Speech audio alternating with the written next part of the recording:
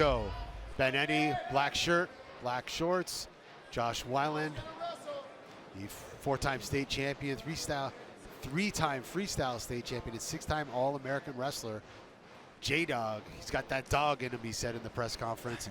He's going after Benetti here. Well, you know, the nice thing about his style of wrestling is he can take the back off of a lot of the things that he does. He does the singles and duck unders well, and it gets to the back off of his initial shot or tie-up, and that's something I don't know him personally, but I would think it's just his natural style looks like it's that way.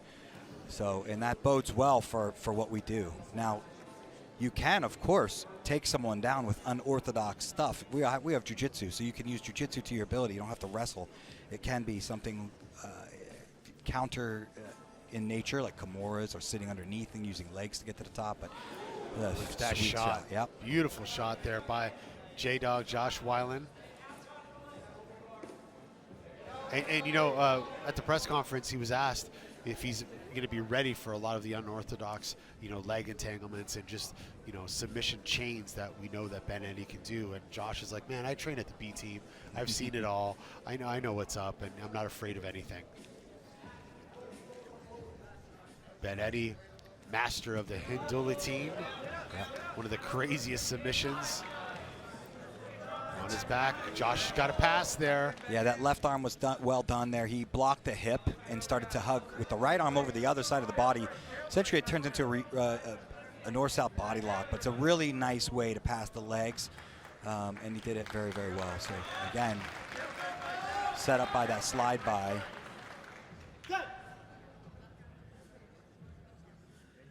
All to the action there. I'm not too sure what for, but giving an opportunity to look. Ben's looking for that right arm underhook. Josh doing a great job getting to north-south.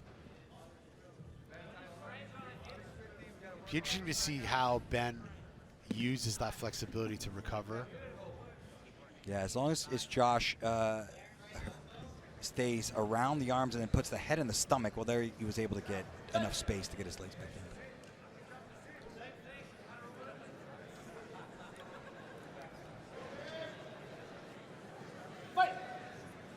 Restart to the action here. Josh Weiland stalking Benetti, keeping that little space in between. Not trying to risk leg entanglement. Yeah, he's trying the same passing style with blocking the hip with the cross arm. It's a really nice way to pass, but that time it was ineffective. So he's going to have to keep that left leg back, monitor the hips, and work on making sure that underhook on this right side, on Benetti's right arm, doesn't get too deep. First judge's favor going to Josh Weiland. No coincidence. We saw the takedown. We saw the guard pass earlier on. Ben is just, you know, been unable to really land any offensive attacks successfully so far, but we still have 5 minutes and a half left in this match. Anything could happen. The master of the Hindola team. I believe the first time I saw it was with you in ADCC Trials West Coast, right? I had no idea what the hell he was doing. Guillotine with his legs wrapped around in a go-go plata or something. And one of the craziest techniques we see from Benetti. Now, yeah, Benetti's starting to get underneath there, but yeah, that's it. Weiland pushes himself away, uses that left hand in the neck to start to clear his left leg.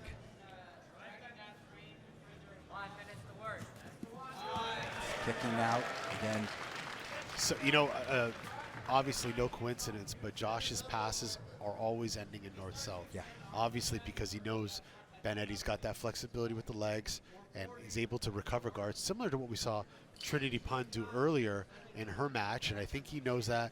He wants to stay away from those hips best as possible, so passing to north-south seems to be the key to control here.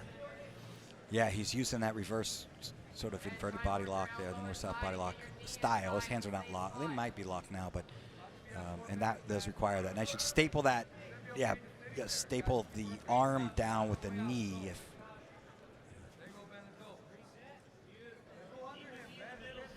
Benetti you know, just saying, you know, hey man, you can't just lock me down. Oh, and Josh Wallen with a flying arm lock attempt. That came out of nowhere. Benetti was complaining about what he was doing, and Josh repaid him with a flying armbar. Did not see that coming. But J-Dog is bringing the fight. He's bringing the dog. Let's see if we can get a finish in this match. So this is where Josh has definitely got to be careful. Getting close to Benetti, running the risk of him getting under the legs or possibly attacking the neck or shoulder.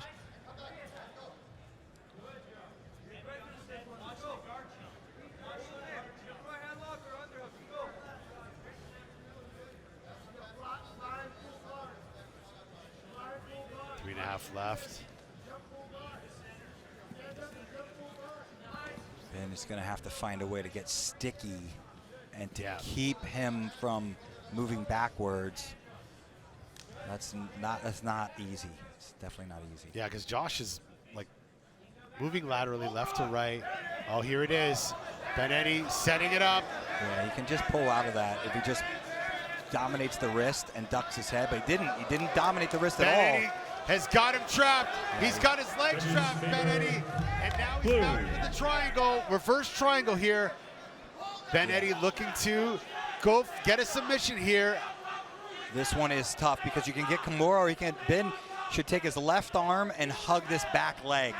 And that lets him adjust the angle even more. So if his left arm comes back and hugs the leg, he's also got a Kimura attack, but that'll let that right knee come around the corner, and that's a finishable triangle from there. But he's working on the arm right now. Yeah, but what you can't see at home is Josh has locked his hands and he's not giving that arm up. I think he knows what's happening. Now Ben's got the grip. He had a Kimura grip there for a second. He's trying to break the fingers. He's trying to break the fingers apart. Now scooping underneath. Now the problem with, sorry, Ricardo. The problem with scooping underneath means that you lose your triangle angle. He's trying to move into a sideways triangle. He just needed to bring the left arm back and hug the leg, that far leg, and it's going to fix his angle. Then it's no joke, that triangle. This is one of my favorite triangles, the Hantei Sankaku opposite side triangle. But now the Kimura might be there. He might set off for a monoplata. Should Josh stay on his back, or do you think that if he rolls, does it run him to risk of getting in more danger here? Josh is going to want to push on the butt and circle to his right, and his head's going to pop out. He's going to shrug his shoulder, run like, I always like Homer Simpson, or, you know, he's going to run on his side to his right, and his head can pop out of that triangle, and then it's just the arm is left behind. But he's got to shrug hard. You shrug with the left side, and then he can literally worm his head out. Right now is the time to do it, but when he's square like this, he's in line to circle to his right with his legs, will start to untie this triangle, and he'll squirt his head out. Man, this position I think would have made many a men tap just from the pressure, just from the weight on top. But Josh Weiland's tougher than a $2 steak, and he's sticking it out here. He's not giving up. Yeah, the problem is he's stuck in a triangle for a very long time, very big, large portion of the match right now. There it is. He could circle out to the right, and he'll untie it. Now he's now it's a front conventional triangle there. Josh rolling to his knees. Benetti's got a great position to finish now. He's got to hug that hip strong if he gets on top. Now he's back down to the back. There it is! Benetti with the submission! And Eddie Bravo's going wild in the corner. What a finish. Yeah, I think he was going to go out there. Yeah, once that front triangle went on, when he tried to come up, he didn't pull on the hip. He came up and he did not adjust the elbow on the hip, what meant the front triangle went on really tight. This is a rematch from the Nogi Worlds, I believe. Yeah, that's right. And what I would anticipate, both of these guys literally like very similar techniques. Wow, jumping in, Kanabisami right away. Counter on that single leg. Sakina attacking the leg right away. He's trying to keep the heel in. Both guys are well versed on the leg game. They literally are very similar in the techniques that they choose. Yep. So The matches have been very close. Their last match was very close. Kind of had the back. Cordova had some nice submission attacks. So I'm gonna see if either one of these guys has something new to display for each other, because again, very similar in the techniques that they choose. Yep. You see the inversion of Isaac a couple seconds ago. Yeah, that's AOJ-esque, right? Yeah, and I'll tell you what, though, that's how it kind of took his back before. He inverted with a reverse de la Riva. Didn't have any sort of isolation of the knee, kind of jumped right over and did the knee wedge back take. So that's something that we might see on an inside inversion. Sean, I can barely hear you. This crowd is going crazy Yeah, here. it's fantastic, It's awesome. isn't it? Two local favorites. Look at that. The energy that the crowd is transcending into Zach Kaina here. He's going for it. And things are heating up here in Costa Mesa.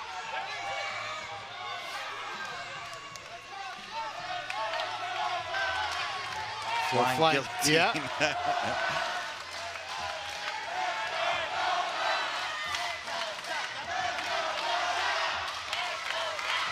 Elbow passes for Cordova. Kind of might try an arm drag on that far side. He's dived under on the leg. Zach with a nice single leg X attempt there. Little spin out there by Isaac Cordova. Beautiful, just awesome movement by Isaac. Now attacking the leg of his own. Yeah, he's got the inside Sankaku, but these guys are both so flexible. He's going belly down. This is where Zach does a good job of re-hiding his feet. And notice that on a lot of his matches, he'll attack the leg, his feet will be hanging out, and then he'll hide him back in the middle. Does very disciplined about not leaving his feet hang around for too long. There, Cordova was trying a knee wedge back take. It's that position right here if he dives to his side, but just a reminder for you guys at home, Isaac Cordova earned his spot here at Who's Number One by winning the finisher sub-only qualifier run by our good friend Zach Maslany, Uncle Zach in Philadelphia there. If you get a chance to do the finisher sub-only, that is one way to get into Who's Number One. I get DMs from grapplers all the time that wanted Who's Number One. Go do the finisher sub-only, and you might get your shot. Now back to the action here. Yeah, now there's an outside leg position. Got to untie the feet. Both guys got to untie the feet here. They both know what they're doing in these situations. Judges' favor so far for blue for Zach Kaina. Just under 6 minutes left.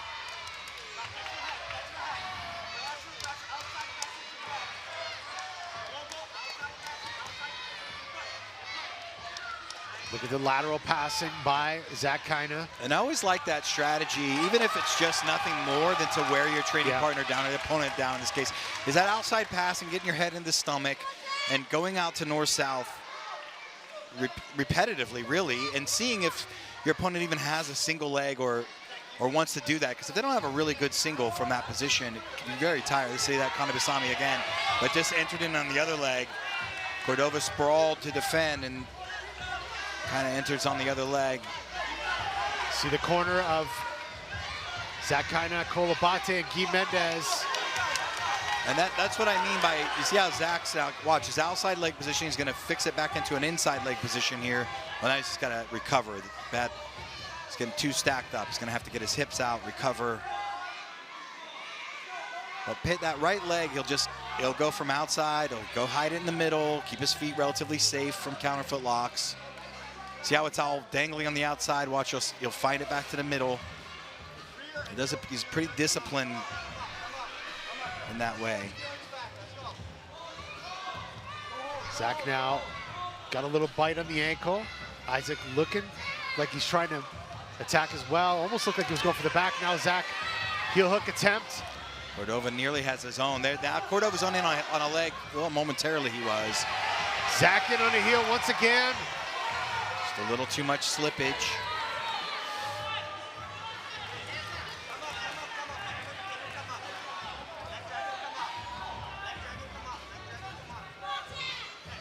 See if he takes this left leg, hooks to the inside of the leg. See the corner of Zach Kaina, Jessica Khan former WNO competitor, wife of Zach Kaina.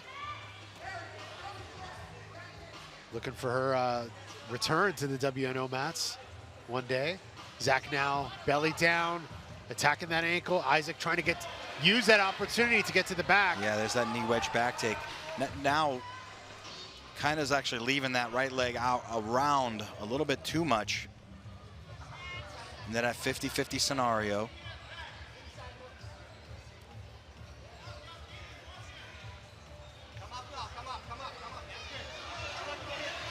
Let's see if we got to pummel the knees inside. Now Zach's got to pummel that other leg inside, underneath, so he can elevate. He's trying to get a hook in. He pummels it underneath. Now he can come up to leg drag. That left leg right there, that top leg, he left it out like a knee wedge back take, but there's no momentum there, so. Our judges favor blue. Zach Kaina up on the judges' favor here. Again, it's not rounds, but if the match ended right now, Zach would be the winner by decision. Yeah, he's got a decent bite on here. Reverse figure 4 grip. Well, that's a pretty good bite on that leg right there on the heel. But then look at this, counter footlock back the other way. The one thing that I always remember you say, Sean Williams, if you're going to do the toe holds, you got to bend that leg. Yeah, Isaac's doing a good job of keeping his leg straight. That's right. It's really hard to get enough torque on that, on a straight leg.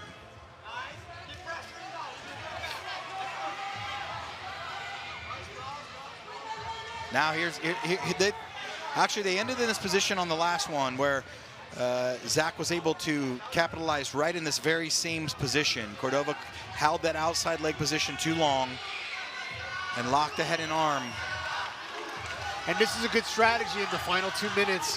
Wear the bottom person down, make them cause, desperation, look for them to overextend to try to escape.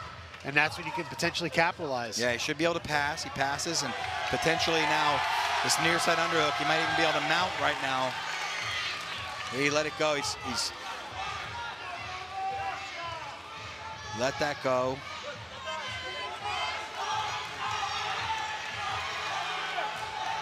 Very precarious position. I almost wanted to say at the dogfight. Nice reversal attempt there by Isaac. Cordova gets to the top position, but gets his leg sucked right back into the 50-50 by Zach Kaina.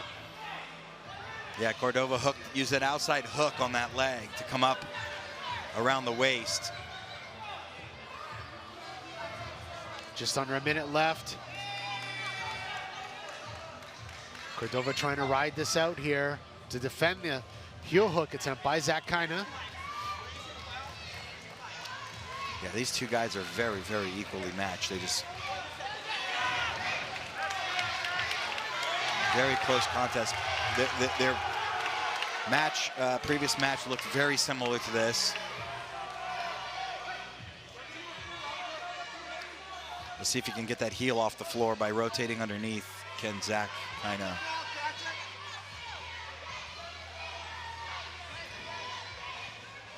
Cordova is almost able, can't get the knee out yet. Short time, so probably see Cordova start attacking his own leg attack. Still trying to expose the heel, but can't quite get it. Now let's see if he can come up in a drag position, leg drag position. Nope. Legs are still too extended here. 10 seconds left. Zach Kaina looking for that last second submission, fighting till the bitter end, and that is it. First decision of the night, but man, that was an action-packed match. That was a shootout. Yeah, that was a shootout. That was a shootout. Lot of stuff going on in that contest. Man, when I put this match together, I knew this was going to be fireworks, and everyone in the venue right now, you could just feel the energy and anticipation for this to kick off. Yeah, I think Espinosa probably is the lesser known to the general public. So if this is the first time you've ever seen him, you might be surprised. He's very talented. Now, not taking away, we all pretty much all know that Owen Jones has lightning fast entries and has some unorthodox reverse guards, but really good on the legs. But Espinosa, I mean, he's got his hands. A nice slide by. That's what I mean. Slide by to jumping back kick to Armin guillotine. Julian Espinosa on the attack right away, and now Owen Jones has got the leg of Julian Espinosa. Julian kicks out and breaks free. Now Owen on top.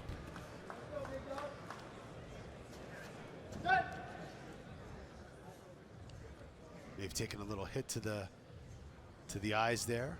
Yeah, might have got it. And sorry to interrupt you, but it's that type of scrambles that I envisioned in this match, and I'd be interesting to see how they can keep up this pace for the duration of the matchup here. Yeah, it looks like Julian may have gotten a toe to the eye, so we're going to take a look. Or the nose. Yeah.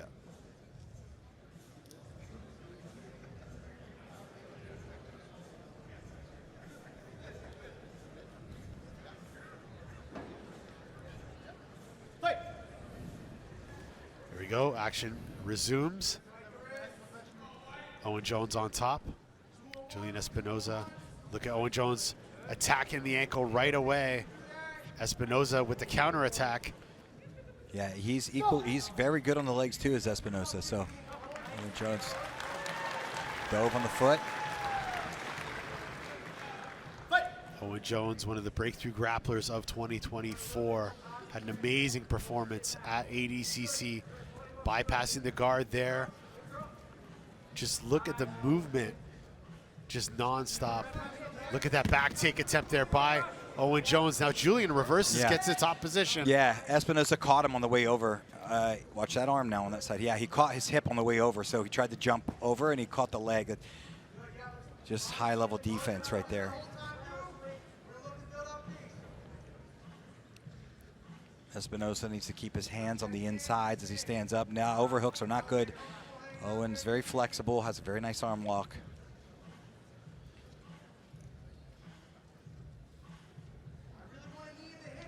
Julian Espinosa looking to open up the guard of Owen Jones. This is Owen's, as I mentioned, this is Owen's second appearance here at Who's Number One. Had a prelim match against Dominic Mejia from New Wave. Now this is where he'll go K-guard, maybe reverse guard. This is a good place to do reverse guard. There it is. Reverse guard entry. And you got toe holds and leg entries. Espinosa needs to relock his legs. He left that other leg behind. So you got to free your legs and lock, just basically do the exact same thing. So he should lock his legs. If you can't sprawl and get back, you lock your legs. But he was able to untie the feet from the standing position. Man, the guard recovery of Owen and the pace of both athletes has been awesome so far. Yeah.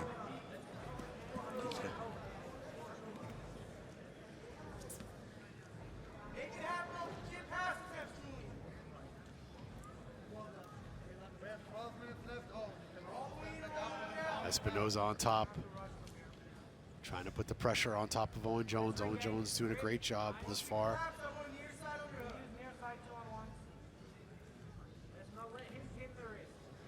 Owen Jones, first place at the ADCC European Trials, also first place at the AIGA qualifiers. Espinosa is a European no-gi champion.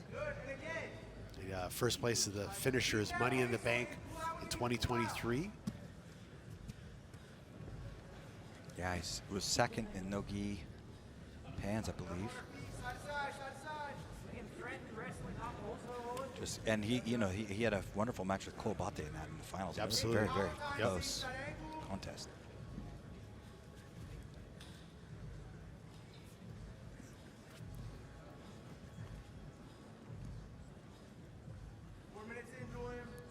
He's taking scoops, which I think he might try to slide under on a leg.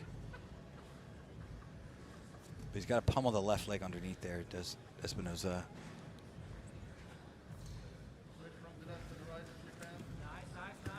Nice elevation there by Owen.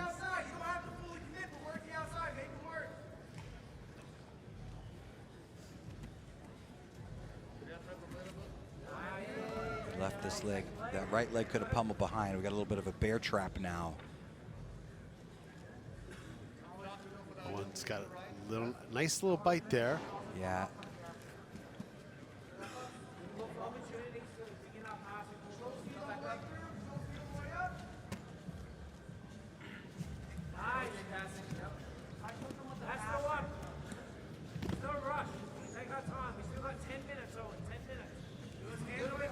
Man, a lot of movement Yeah. in this match.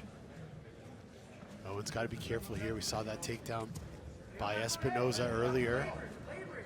Right to the back. Yeah, that slide. Judges favor red. Owen Jones ahead on the judges' favor. Owen Jones is actually telling Julian Espinoza he's not afraid of his wrestling, and he actually wants to out-wrestle him today. You see the stand-up happening here.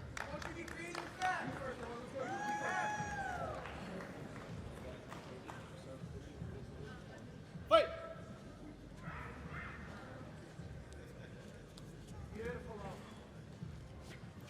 Tries that foot sweep, snap down. Oh, nice attempt there by Yeah. Espinoza.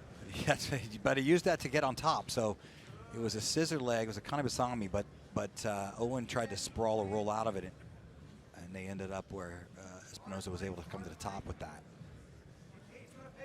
So still productive.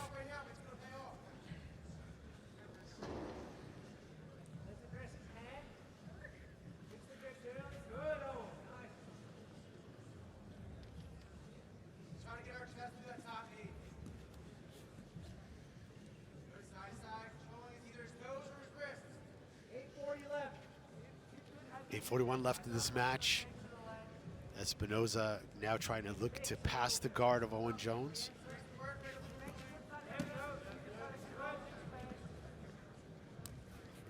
Owen looking to try to get underneath those legs. Espinoza, he's going to pummel that left leg into the inside. This is the spot. 3 attacks now on. We can always take top position when we need. We feel we're losing it. Owen just snagging that ankle every single opportunity that comes up. Yeah, he does a nice straight. It starts as a straight Achilles, but then starts rolling around. It turns into essentially an Aoki lock, and he does that very, very well. So it looks like it starts as nothing, but then as he starts to turn or his opponent turns, he turns it into a very nice leg lock.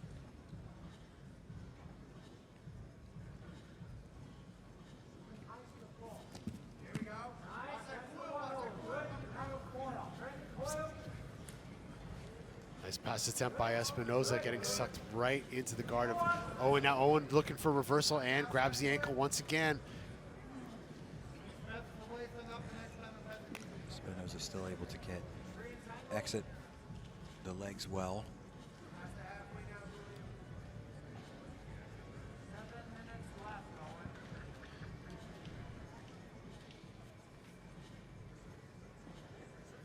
So Espinoza, I'd love to see him staple the leg. We're running around to the north-south, but run there with legs. Run there with the legs. Now you can see if he'll staple a leg from that inverted position.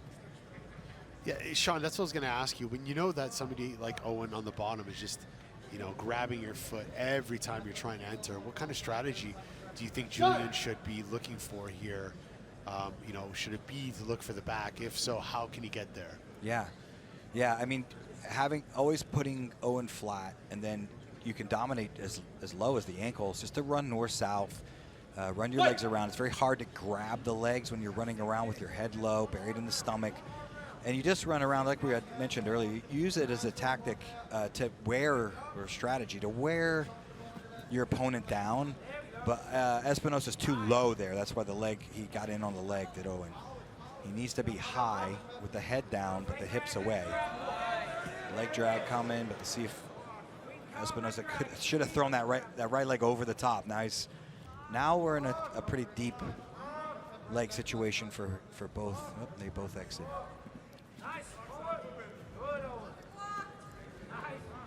These are getting a little closer and closer now.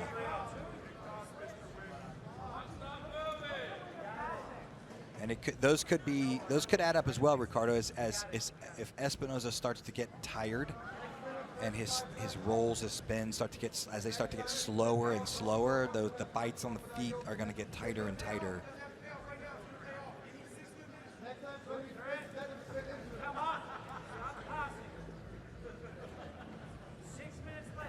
You know, with the increase of time, you know, we got 6 minutes and 16 left. Obviously, these guys are getting sweaty. Is it time to look for another submission? Is it time to look for another attack? I think it's slippery.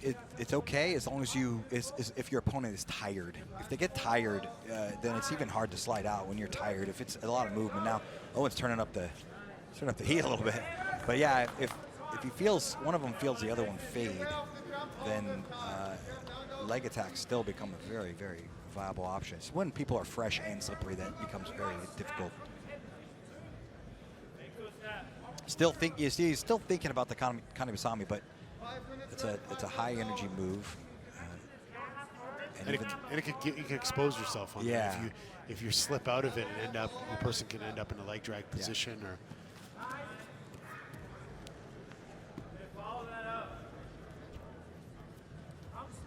Just over 5 minutes left in this match. 15-minute match, main card. Nice takedown by Owen Jones. Very nice arm drag cross trip. You see Owen smiling at Julian, saying, "I told you so." Judges favor red. Espinoza can stay over the arm and try to hip up and go to the turtle, then go back to the guard through turtle. But I feel Owen feels that he is wearing down Espinoza. You can see him. He turned up the burners, and Espinoza stopped the movement to get out of that position there. So nice transition to the back by Owen Jones. Over under grip, knee inside, trying to break his butt. Yeah, looking to get to the back. Very different position we've seen the entire match now. Owen Jones on the back, 2 hooks in, arm around the neck. Owen Jones is looking for a finish here. He's got the rear naked choke, and Owen Jones is looking to submit Julian Espinoza here at WNO 27. Can he finish it? He's got to start looking to the ceiling and start peeling hands. If he's going to defend, there's a switch to the other side. Shoehorn in, cross hand defends the wrist. Shoehorn, that left hand gets to the forehead.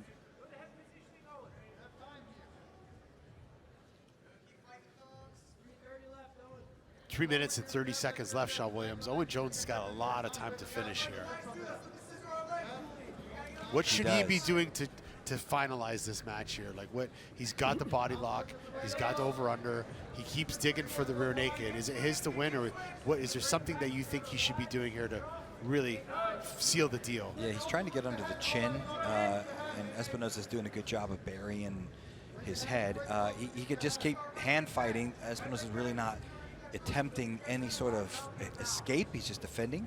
So he could keep hand fighting, trying to get a clean entry under, or he could turn Espinoza's face. There, it's a little bit of a lower forearm position, still lock up the rear naked, and then start to bridge, and it just takes more energy. So Owen might be waiting till time. Now he might put something on it. Owen Jones has got the rear naked choke strapped on, looking to get a finish with 2 minutes and 30 seconds left. Julian Espinoza pushing the knee down, trying to, and it's under the chin. Owen Jones gets the submission and gets his first submission win here at Who's Number One.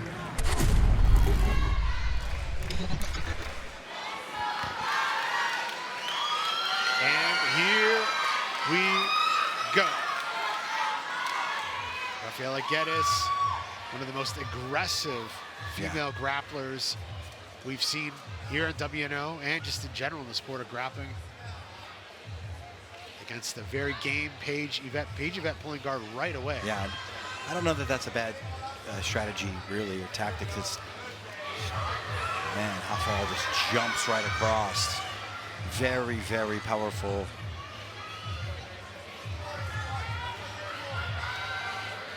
Yeah, this is not playing out exactly like I thought. I thought we'd see more of a stand-up battle, to be Yeah, honest. I anticipated the same thing. I don't think that's a bad strategy. Try to get under, maybe get under the legs, get a reversal like something like that versus trying to out-wrestle Geddes, who's defensively exceptionally sound on her feet. Paige Yvette working in Legion American Jiu-Jitsu. Trying to drag the arm aside. Rafaela going on that head again.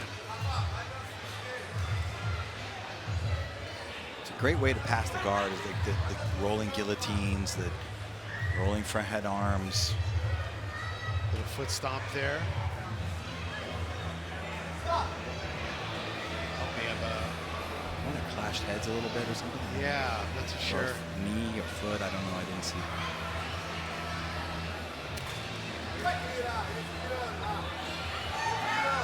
Match resumes.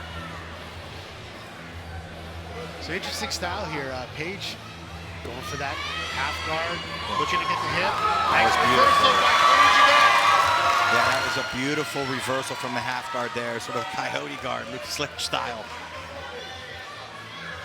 She was able to turn Geddes' knee in that half guard position. Get a shot for a quick armbar there. And that's got to be a big confidence booster Yeah, for Paige absolutely. this early in the match, right? Absolutely.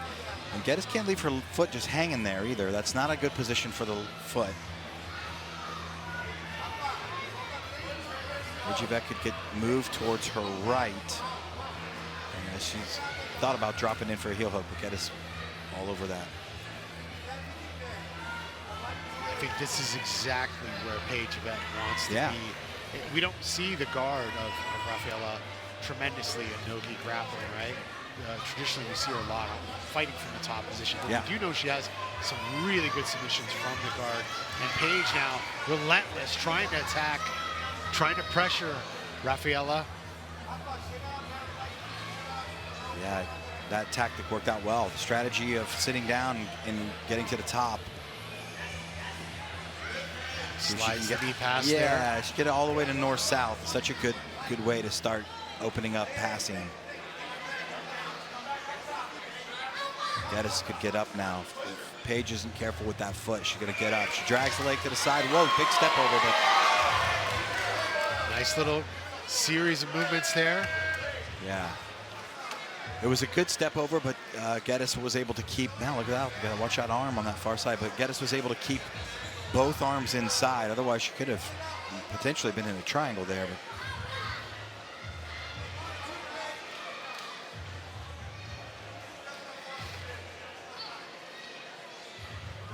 Yeah, Rafaela's got to watch those arms. Paige has got long legs. she's got to watch the triangles here. Punch through triangle could be coming. You got to get left foot to the hip. Excuse me, right foot to the hip, the same as the overhook. And that left leg can come over the top of that other arm.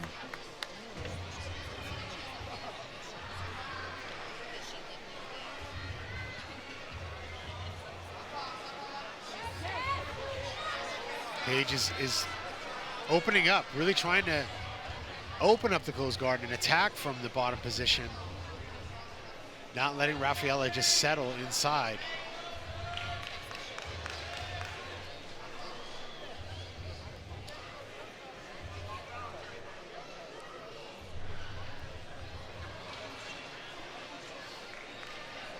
Got to stuff the legs. Almost got tilted there, but yeah, she Just stuffed the back legs. there.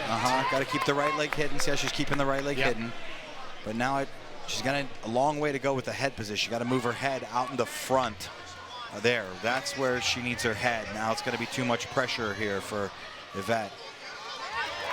Yvette circles out and escapes.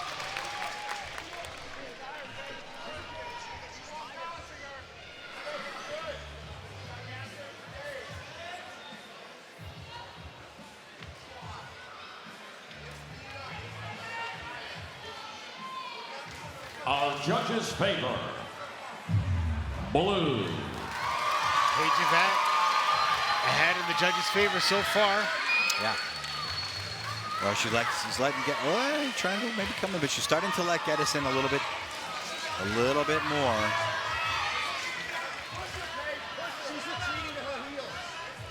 Near the corner of Paige Yvette saying she's tired. She's tired. Push her. Push the pace. Yeah, but Paige is out quick as well. She got out fast, so.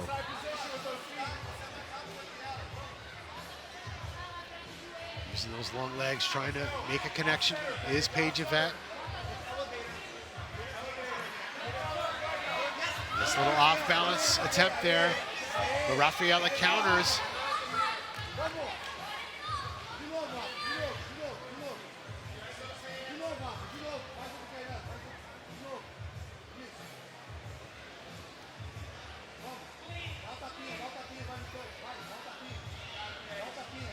She's got to pummel his right leg in and over the top as she's trying to circle that in. Nice attempt there, but it exposes the back for a second there. Paige is doing a really good job of countering all the back take attempts by Rafaela. Yeah. She's opening up, she's attacking, and every time Rafaela tries to get her back, Paige is countering. Yeah. Yeah, she's playing very well so far. It's what's going to be interesting if they can keep the pace up here is that those exchanges are tiring though when you have to recover from someone hugging your waist and nearly taking your back, and so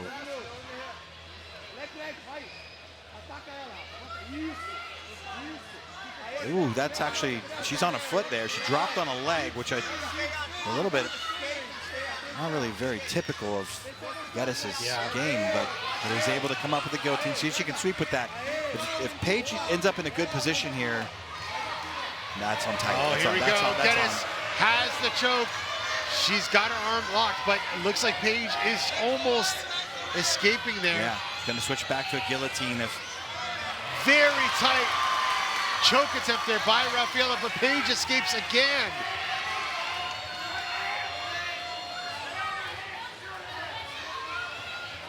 good defense there by Paige Yvette. She was in deep trouble.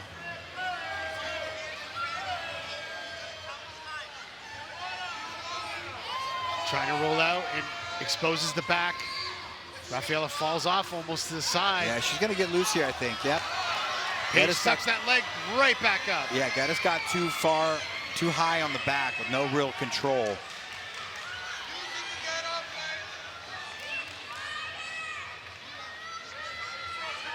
See what kind of, if Paige chooses to try to keep that foot and come up. You can see that wedge leg of Geddes. She's got really nice position to extract her leg and actually get up now. Got that wedge leg in there. She'll be able to get her other leg back and get up.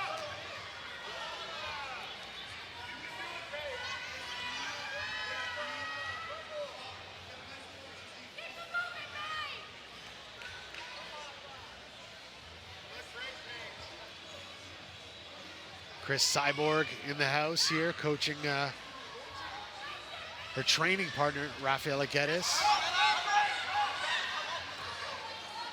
That's the second time she's off balance, Geddes, with that. Let's see if she puts a little more steam on coming up.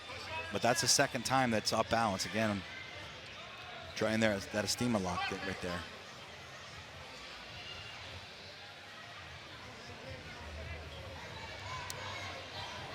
There it is again. Off balance there. Yeah. Oh, Rafaela gets the triangle here. Had the arm extended. Switching to omoplata now, but no gi. That's going to be tough to finish. Paige escapes her arm. Rafaela trying to get that double now. Yeah, Rafaela's got to sit back. There she does and it. Reversal. Rafaela now in the front headlock. In on the guillotine here. Paige has got to get to her back. Get that elbow down. She does. Oh my gosh. We got to scrap, man. Yeah, this has been back and forth. Yeah. Our judges favor red. Rafaela Geddes now with one judge's favor.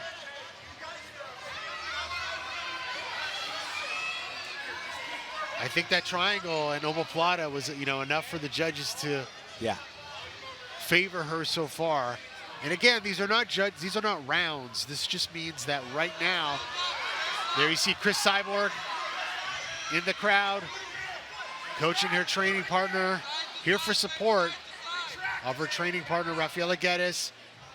Chris Cyborg actually competed at ADCC and was one of the greatest female mixed martial artists of all time, and had Rafaela Geddes in her training camp recently. Rafaela in on a guillotine one more time. Arm in guillotine reversal now by Geddes. Now she's able to stay on the top here, use that as a sweep.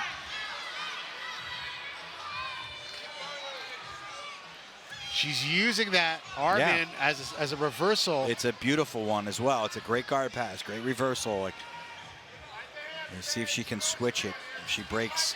Now she's staying on the front headlock. Short drag. You can see Paige trying to get this short drag ready. And she's going to slide into the guard.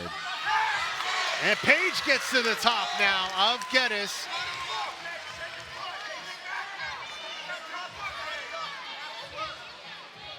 Three minutes, 23 seconds left in this match. This has been really back and forth and back and forth. Absolutely. Now let's see if she can pull the leg across for a drag. Nice there pass. she goes. Beautiful pass attempt by Paige. Now looking to get to the back of Rafaela Geddes is Paige Yvette. Paige Yvette's got to get higher up on the back or just think about coming up for a drag. Geddes She's going to come up. Geddes framing, trying to escape. Looking for the leg of Paige Yvette. She's got her leg straight.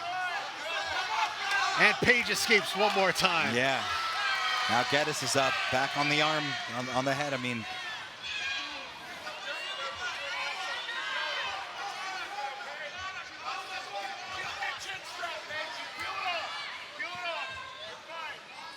2 minutes and a half left. Rafaela on that guillotine. One more time. Using it for pressure, trying to free her leg. Now she's got better position as Geddes to pass or step over to the mount. When you see that right shoulder of hers on the arm and guillotine start moving and post on the floor, it allows you to pass. Get your top knee there, pass or mount there. She's coming around to the side now. She's still got a... Paige using those legs to create momentum to get to her side as Rafaela in the north-south dominating control of both arms.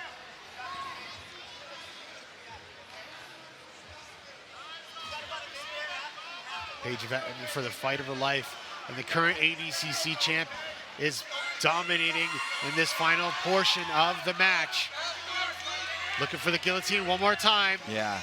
Paige looks like she has the wrist, though. Look at that spin out there by Paige Yvette. Yeah, Paige is going to end up on the top. And Paige Yvette escapes the guillotine now in the closed guard, or in the guard of Rafaela, not completely closed. Trying to pass to the outside right. Paige could pass if she switches her hips to face the legs right now.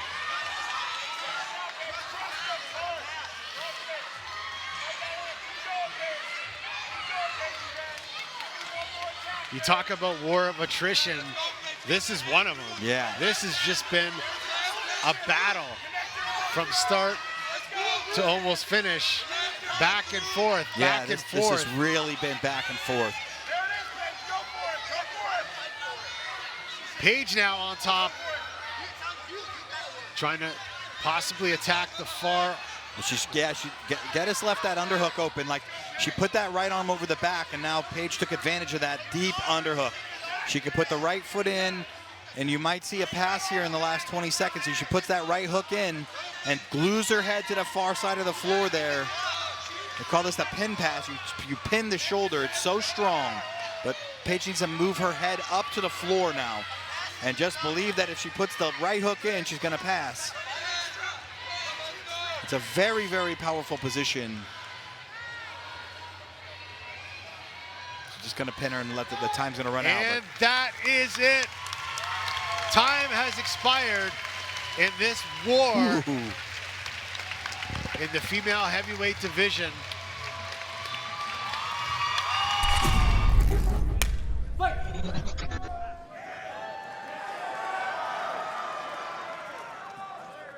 Boogie Good idea, trying to use the height advantage. So yeah, he's either going to try to get a guillotine or try to jump to a close guard with that overhook. Shanji Ribeiro pulling guard, and Boogie sitting back on a heel hook right away, looking to submit Shanji Ribeiro. Yeah, Boogie's good at the heels. He's good at the legs. Shanji's out, but he'll use that again to get on top, and then he tries to fall there. Shanji gave Boogie a little look. He's like, okay, I saw. Okay, you're gonna try to heel hook me. I get it. I think Boogie needs to stand back up. I think his best shot at getting under the legs is from the feet, but he's down. It's going to be a battle for that far wrist. Shanji Ribeiro, multiple-time IBJJF world champion, ADCC world champion, Nogi world champion, one of the only men in the history of the sport to defeat Hardrick Gracie. Yeah. So leg weave coming here.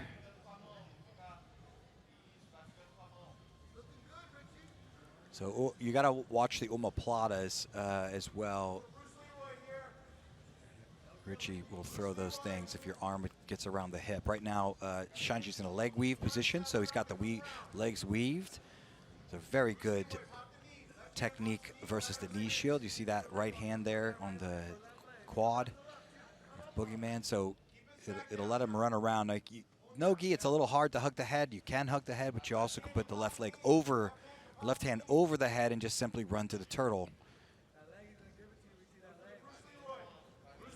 Little attempt at a Kimura from Boogie on the bottom there. There's that over grip there by Shanji, so gotta watch the underhooks, the space. Again, you're gonna try to omoplata here if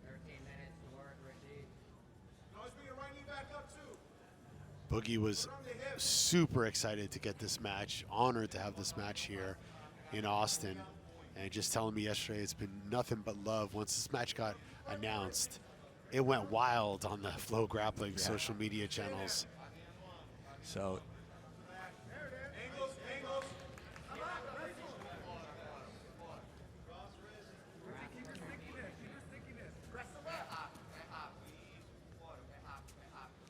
Shanji's electing to stand above Boogie. He's got to watch his legs. yeah, you can circle around or step into the middle and then come back down. Dominating that bottom leg. Can't leave that left leg behind though if you're Shanji. If that knee gets to the hip, that's where leg injuries can happen pretty well. Is that left leg can't get left behind. It's got to either put a hook in or in this situation where there's some weight in it. I think it's interesting. Do you notice that overhook that Boogie is using with his left hand? He goes all the way around the lat. Why do you think he's using that specific grip there, Sean? If Shanji hugs his hip and comes in tight, that's when that omoplata gogoplata series is going to come. He's very flexible, so even if he's flat, he could still get the leg over the face, even if he gets flattened. So you hear Eddie Bravo in the corner of Boogie.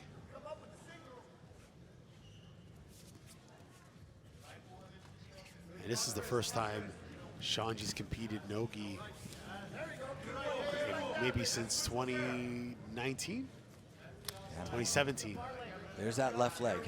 He can't really leave that left leg behind, but he got his head down low. So that left leg for Shanji could hook in, or just keep weight in it and keep Boogie his head away, so his right arm can't get elbow deep underneath the leg.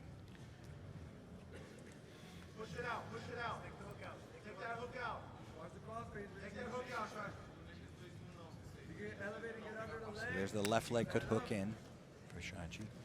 Boogie, you did a great job of defending that left wrist constantly, not letting, trying to prevent Shanji from getting that crossface with his left arm. Yeah, that's leg weave, and yep, to try to prevent the crossface, Shanji will go over the head, that over grip. Upper body and lower body attacks, Richie.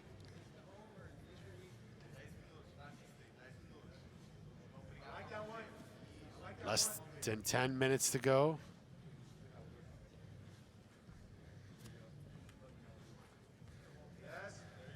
Trying to get above. Judges favor red. And Richie Martinez gets the first judge's favor here.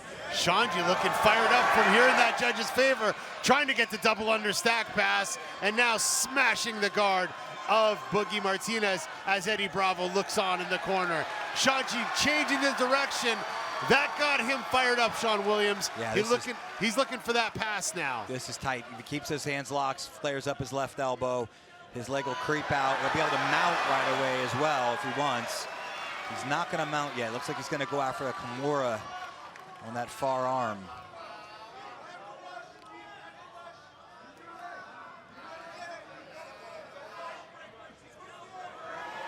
Yeah, he's going after Kimura. There it is. There's a switch. Shanji Ribeiro locking it up in prime position to finish, trying to break the grip of Boogie Martinez. He's looking to get a submission here at who's number one. So Boogie needs to bring the legs underneath the knee. There, he got it. He broke the grip out. And Shanji Ribeiro gets the submission. What a debut, and the crowd goes wild.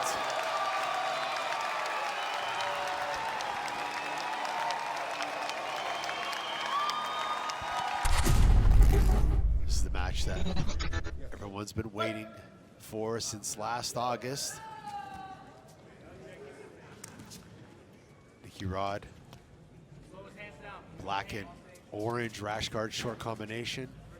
Kaina Duarte. It's on the collar tie there. Heavy on the head. Kind of needs to peel that off at the wrist or get on the elbow. So you can see Nicky Rod's really making him walk around.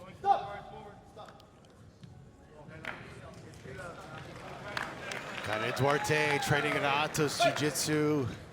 Obviously student of Andre Galvao. He's got such a huge gym there. Just tons of good talent coming out of Atos. Atos from all over the world, even in Australia. Shout out to Jake O'Driscoll.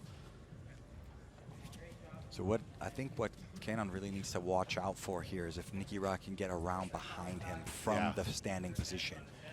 He's very fast. Those little collar ties could easily turn into ducks and singles and doubles that he can get around behind Kanon from the feet. And that's I think would be what Kanon needs to be very cautious of. You know, Kynan said in the press conference he wasn't really too impressed by Nicky Rod, by his wrestling. You know, he said he's got good wrestling for going against jiu-jitsu guys, but he doesn't think it's good enough to take him down. He's fast, though. He's very, very explosive. That's what I mean. If he's... And man, is he looking leaner than ever.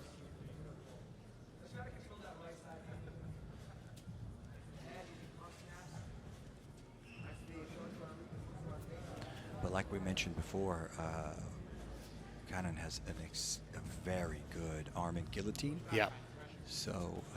So if you know that you can't shoot doubles and you got to be careful with your singles because, you know, you're going to have the threat of the arm and guillotine, what sort of attacks would you be encouraging Nicky Rod to go for? Yeah, you can shoot him. You just have to be very good at making sure that you're in the right position once you land. And even that's the one thing that Kanon has demonstrated in the past is that even if guys have gotten into decent position, he's still able to finish them, even if the head is not on the bottom side. So ducks and things like this where the head can come around, up and around the back, not just stay on the hip. But see in the corner of Kaina Duarte, Andre Galvao, one of the greatest grapplers of all time, multiple-time ADCC Superfight champion. And Kaina Duarte's got a nice single leg, taking Nicky Rod down, gets to the back. Beautiful. That was Hook beautiful. That was a very nice single leg. He went around the waist, put Nicky down. He's got to be careful he doesn't get tipped over. Whoa, and Scissor him off here. Nice escape there by Nicky Rod. Kynan gets Nicky Rod back down to the mat. Nicky Rod up. And Nicky Rod trying to roll out now, trying to attack the legs of Kynan Duarte. Kynan Duarte gets to the back, gets both hooks in. Nicky Rod trying to escape. It's almost, yeah, he's going to spin out of this. So kind of, yeah, it's a good decision. Trying to get in underhook, try to hip heist out at least to get to the turtle, which is a good decision there instead of trying to stay on the back. What a great bunch of sets of movement that just happened right absolutely. there. Kind of did some great stuff. Body locked and took the inside with the leg and was able to put Nicky Rod's hands back to the mat. A lot of great stuff. It's B Team versus Atos here in Austin, Texas. Talk about the training room of Kynan Duarte. Nicky Rod's got one of the best training rooms in the world. Absolutely. Ken is very good here. Yes, he already likes to sweep out that foot. He's very good with that technique of getting the leg out, and then throwing a hook in. Nice little roll out there. Now inside the... He's got Nicky Rod on his back. And this is where Kynan thrives in this, you know, tons of pressure. You know, he might post up with his feet. As you saw that with Roberto, he was really, really just steamrolling him from this position. See in the corner of Nick Rodriguez, Nicky Ryan, who's #1 veteran. He's recovering from a knee surgery. Damian Anderson as well from the B team. And their new, one of their new head coaches, Dima, as well. We mentioned these two, they've competed before. First time ADCC 2019, and a much different matchup than then. And of course they fought in a fight to win almost like a couple weeks after ADCC. Kynan's got, you know, 6 matches here. Red. And this is sort of where kind of really likes to be. Yeah, in right in this position. Yep. He's going to try to wear down Nicky Rod up. He has a nice little push. He shoves the knee through. Now a full body butterfly guard.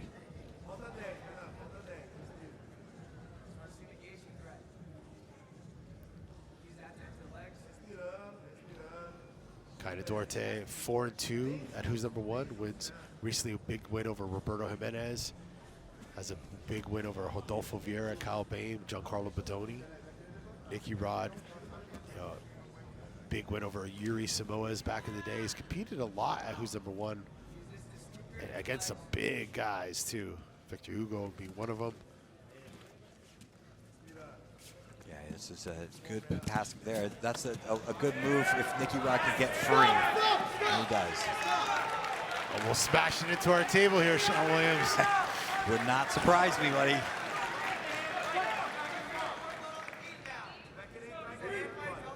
And you know, we've talked about this before. Nicky Rod, we're really seeing a new version of Nick. Oh, look at that takedown attack. And Nicky Rodriguez takes Kynan Duarte down. Yeah, locked his hands, a nice body lock, and now he may mount him right here. He's very close to mounting him. He's got an excellent position. There he goes.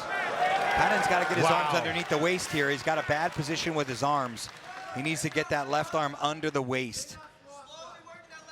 Yeah, this is Katagatami's going to be coming very, very quickly here. Kynan needs to get that left arm going. It's either go and assist underneath the armpit to get the right arm back or across the waist. But he's got to start using this left arm better. Bridge up to the right side and free the elbow. The $1 Million grappler, Nick Rodriguez, now mounted on top of Kynan Duarte. The current ADCC champion. Yeah, Kynan needs to get the forearms underneath. I don't believe he's going to be able to catch Nicky Rod on a bridge, even if it's a combination.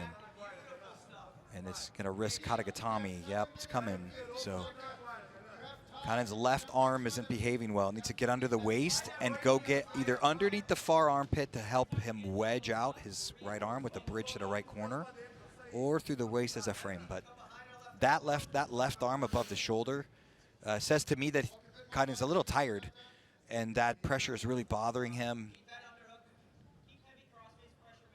How can he bring that right arm back in, Sean? He's got to bridge to the other side. The left arm needs to come under the body and either to the waist or to Nicky Rod's left armpit to go and somewhat like connect your hands or like wedge your hand out and bridge to the right corner.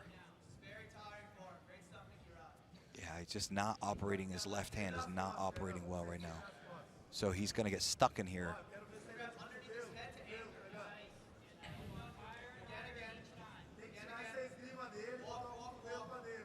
There, his left arm's underneath now. He's going to need to move it up to the bicep if he's going to bridge it out. There he goes. Now he's starting to operate well, but he comes back out to the shoulder. That's just going to delay the inevitable if he's.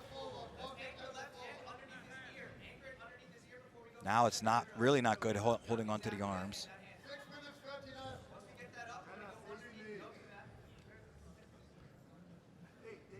There's the left arm's doing better now. He's going to try to stiff arm the hip, but his right arm's a little bit lower. Now he could bridge and get out. He could get out now if he bridged hard to the right and then used a kipping escape. He might be able to get out now, not anymore. You see the hips. Why I'm saying that is you see Nicky Rod's rest right back down on the ground. That means that Kana lost that stiff arm. Double underhooks here. Nicky Rod just completely changing the situation here in this match. Just in such a dominant position here. Yeah, he needs to get that stuff. That's a good position, but even better would be, because he's not able to get that right arm out, is even better would be put the arm underneath and go get up under the armpit and assist your hand out. He's got double underhooks, so Ken will have to bridge to one side or the other to get one of those elbows free.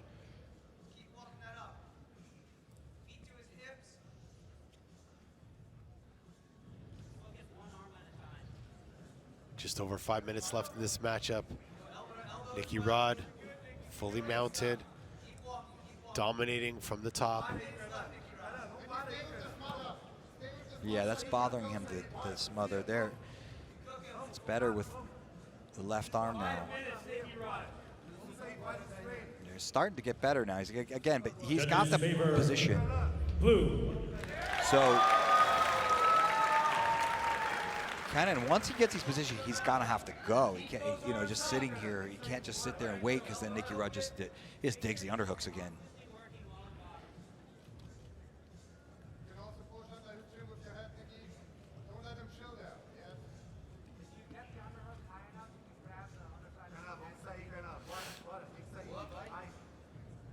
Four and a half left.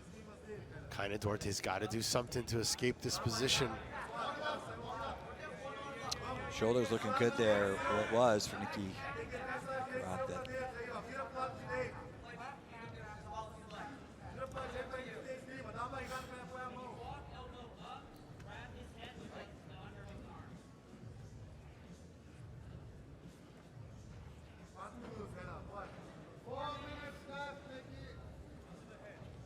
You notice Nicky Rod just continuing covering the mouth of Kind of Dorte from the mount position.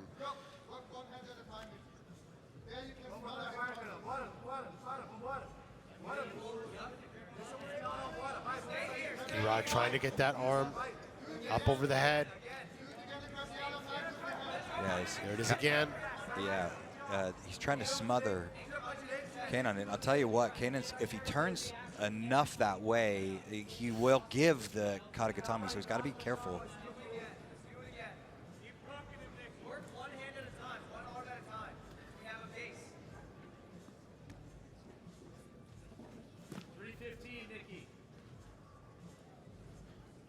Just over 3 minutes left in this match. Nicky Rod, Nick Rodriguez on top of Kind of Duarte.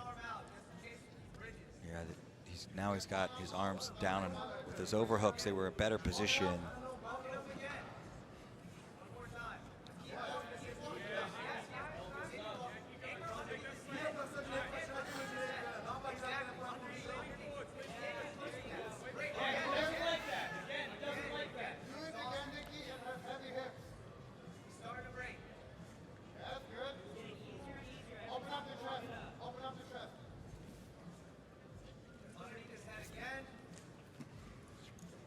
Two and a half left here.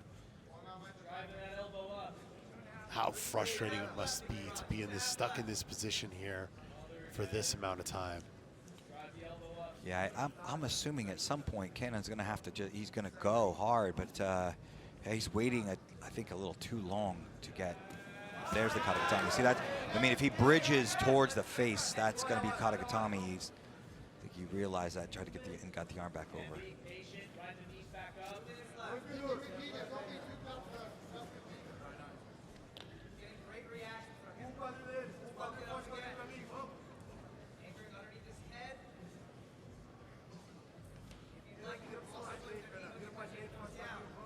Nicky Rod continuing to try to finish this match. He's looking for that head and arm submission.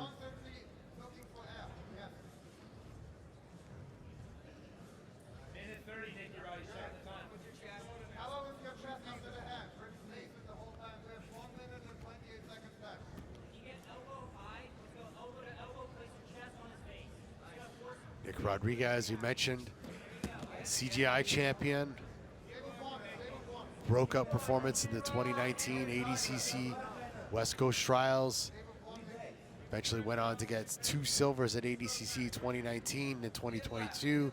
And then, of course, 2024, he won the inaugural Craig Jones Invitational, where he became the first ever grappler to get $1 million prize. And it looks like he's about 55 seconds away from claiming the throne of the best grappler in the world after dominating Kaynan Duarte for this last two quarters of this matchup. He might slide up to an S-mount situation if it gets a little bit short on time. I don't.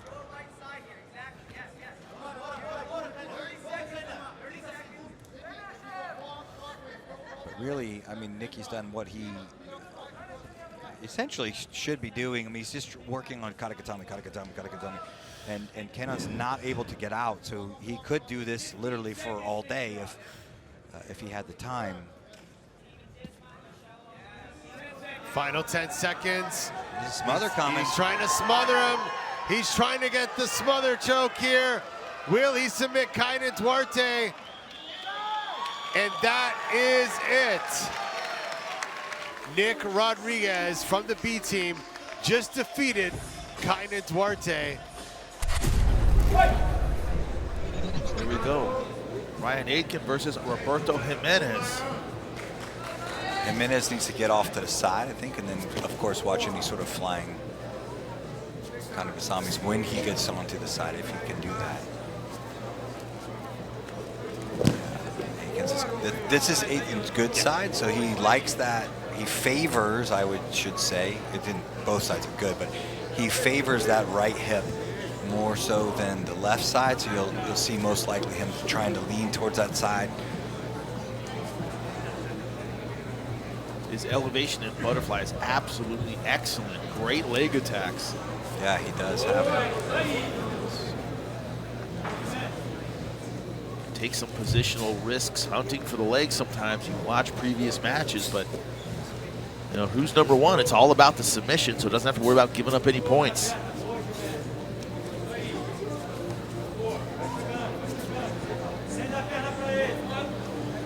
Roberto Jimenez, the kind of guy who will fly for just about anything. Yeah, we got to be careful flying from the ground here because you can leave your legs open. Now from the feet, there's a whole other story. Had some really nice flying arm blocks. Jimenez has taken on some big boys. Cyborg Abreu faced some of the biggest guys in the division. Keenan Cornelius. There it is. It's a one-leg entry. He's getting on the leg. Roberto shakes it off.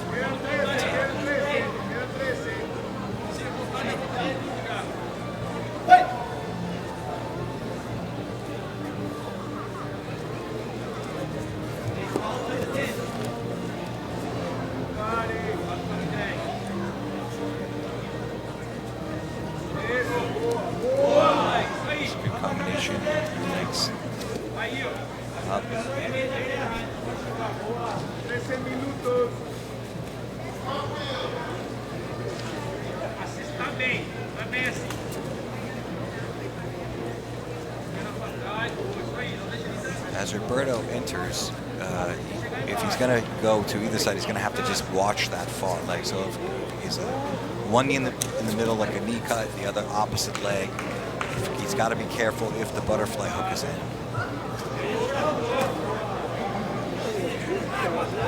You see Roberto Jimenez not really committing his weight, kind of staying on the outside. Doesn't want Aitken to kind of load him and get underneath him.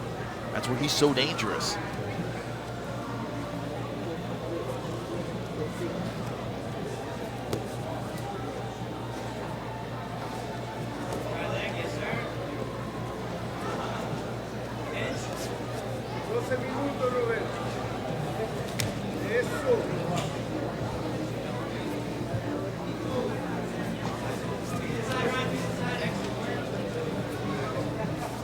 Jimenez going to commit his weight at some point, has yet to do it. Yeah, he just needs to come in. Kind of had 1 foot in the whole time. Yeah, just with underhooks. He comes in. He's come in with underhooks to control the knee line and just keep the legs pummeled. Really, that is what Aitken wants. Loading the weight into the leg lock.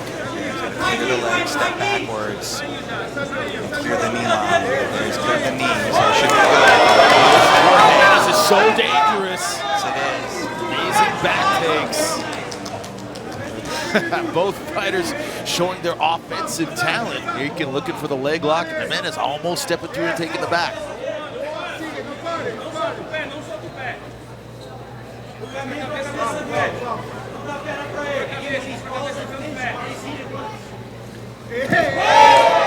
Cartwheels all the way over. He actually, that was a beautiful pass. He was well timed.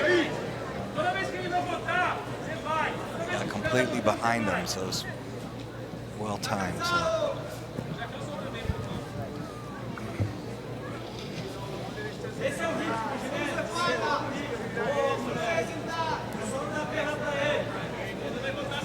Left leg will have step to the middle.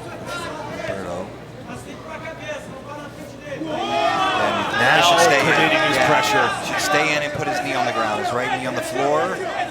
He's moving to the correct side. Yep, beautiful. He's going to step backwards, but he could still step over. Step over, get his head in the middle. Very nice passing sequence.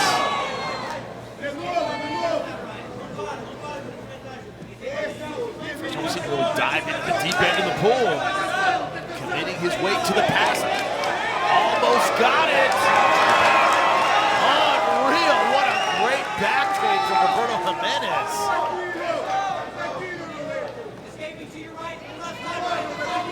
What do you say about the wild attacks that lead to the back? He's very good at getting the back. He came around the guard. Aitken had the turtle. Finds himself. Judges' favor. Blue. No surprise here. Yeah, he's looking for an arm isolation there. He's got that cross. He had a cross grip there, cross 101. On this control side, he's got to be careful. Yep, got to keep on there. Get underhooks. Man, body triangle from a guy with this build is just nightmarish every time. He's going to try to isolate. There it is. But he's keeping the hip square. So a nice idea when you isolate the arm is to push the hip down with that belt line hook. You got to push. It gets it a little high for Jimenez to isolate the arm and in line with him. If you can bring him down just a little bit, it'll make it so much easier to get the leg over the arm. So good, Jimenez at not over-committing. Goes back to the body triangle. Oh, yeah. Tries to isolate the arm, but goes back to the body triangle over and over again.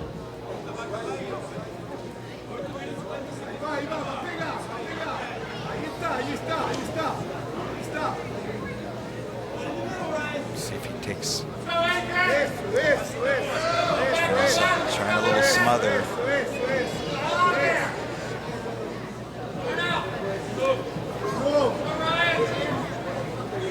Also, that's when that size disparity kind of turns into a disadvantage. You can't take a full breath with those legs around you, with the size of Aitken. Yeah, he's starting to get out now. Doing a great job tracking right into a Tommy. Beautiful transition. That's a high mount arm triangle position. That clinical transition from the back to the top. Yeah. And he's still got a good situation here. He's still got the arm up pretty high on that left side. It'll be interesting to see if he cannot get that arm all the way up, I would imagine we'll see him pummel off the mount. But let's see how he can handle this here. That arm, yeah, the arm's still very high.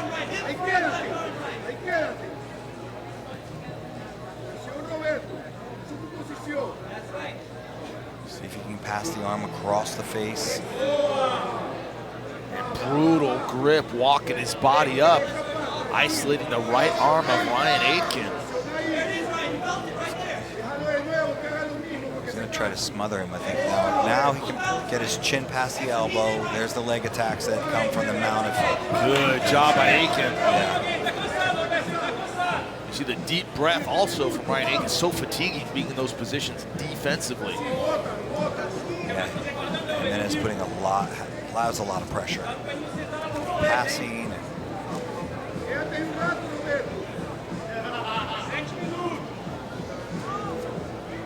And Aitken having the size advantage in this fight, but Jimenez, no problem, fainting for those double legs. Yeah, he's very good at like getting little singles and then taking the back off of singles, and so double unders. See if he pushes in and tries to snap him down. There it is. Nice little guillotine he's got.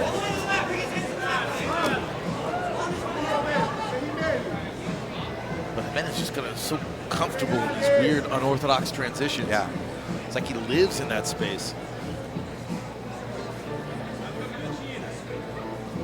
Yeah, Aitken thought he was going to have his way with Jimenez in these clinch positions. He's learning he's not.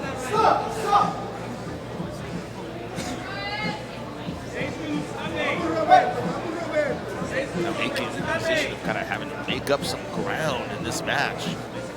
And has already got the first judge's favor. Wouldn't surprise me if he got the second off that mount attack. I think this right now is good for Aitken. I think he's recovering. I think he was a little tired. He's recovering now. Jimenez committing to the takedown. Yeah, taking a shot there. Shot off the Russian tie. Just feinting on the legs, to kind of keep Aitken honest and also show the judges I'm the one going for the takedown. Yeah.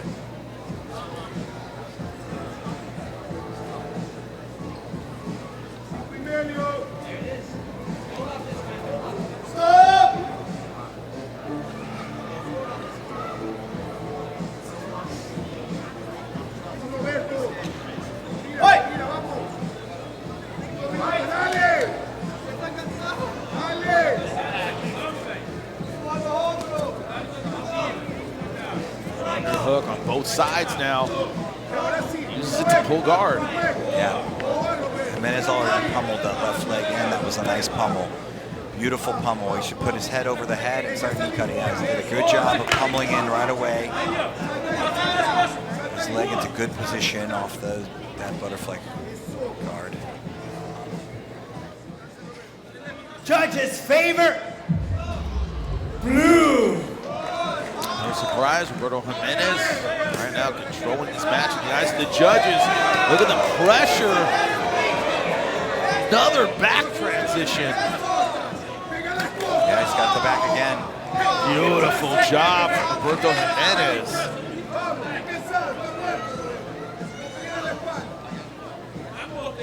Back to that body triangle position. Sean, before this match, if you asked me, if Roberto Jimenez is going to win this, how's he going to do it? I would say exactly like he's been doing, picking his opportunities to take the back. Exploding at exactly the right time. That's right. Outside with the pass, outside, and then suddenly committing to that inside pressure.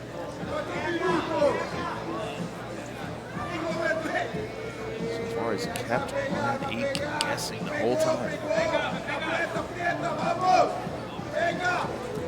See if he's got now. Roberto has the arm length to go for that side katagatame from the back.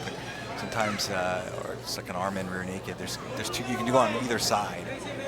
It doesn't look like he's trying it yet. He started to pull his palms long to one side.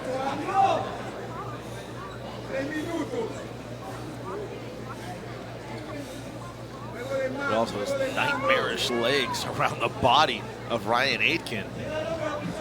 Pressure on the ribs, pressure on the guts. Yeah. Trying to get your energy back and you can barely breathe. Coach at 10th Planet trying to will his man back into this fight, but man, Roberto Jimenez just tenacious. Still has a body triangle on top. Yeah, he had a Katagatame there for a second, but now the arm is much lower. Aitken just kind of beasting his way out of it. No other way to say it.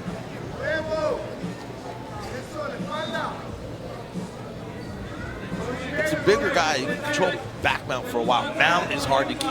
It's a bigger guy who knows what he's doing. And Aitken able to shove him off. Yeah, Aitken had his right arm in good position. You got to really have that arm up in a bad position.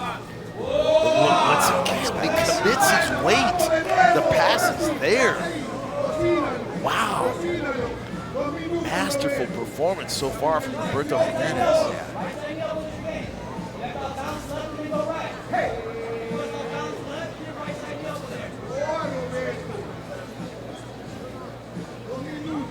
2 minutes left for Ryan Aitken to do something.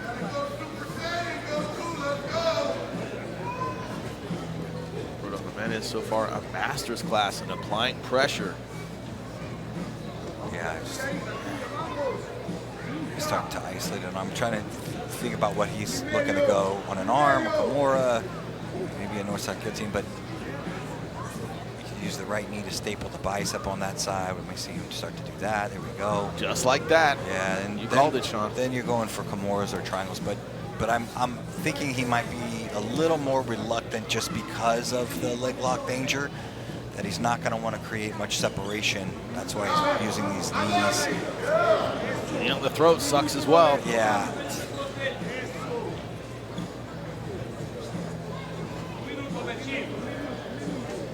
Ryan Aitken in all kinds of misery. Yeah. See if he can find a strength. I think Roberto may look for a strangle unless time is short. Then maybe he'll drop on an arm. Also, if you're Ryan Aitken, you don't want to turn and end up in a dark That's position. right. He keeps They've thinking about it. Already been on his back twice. So I got asked last week by a student. He said, "What do I do if I'm on top and my opponent doesn't move?" And I said, "If he doesn't want to move, you're not hurting him enough." And you see Roberto Jimenez, that knee in the neck, it's making Aitken move. Maybe give up that arm. Carlson Gracie thing. Just hurt them so much that they move at some point. Good job from Aitken. Trying, I was going to say getting to his feet, trying to get back to it. Once again, Darce position. We said it might happen a few seconds ago. around that arm. That's a nice wide elbow for Aitken's. Yeah, he's not going to do it. He's going to have to get that knee around the arm. Couldn't get it at the end, but Roberto Jimenez all over Ryan Aitken. That's an impressive performance, Sean.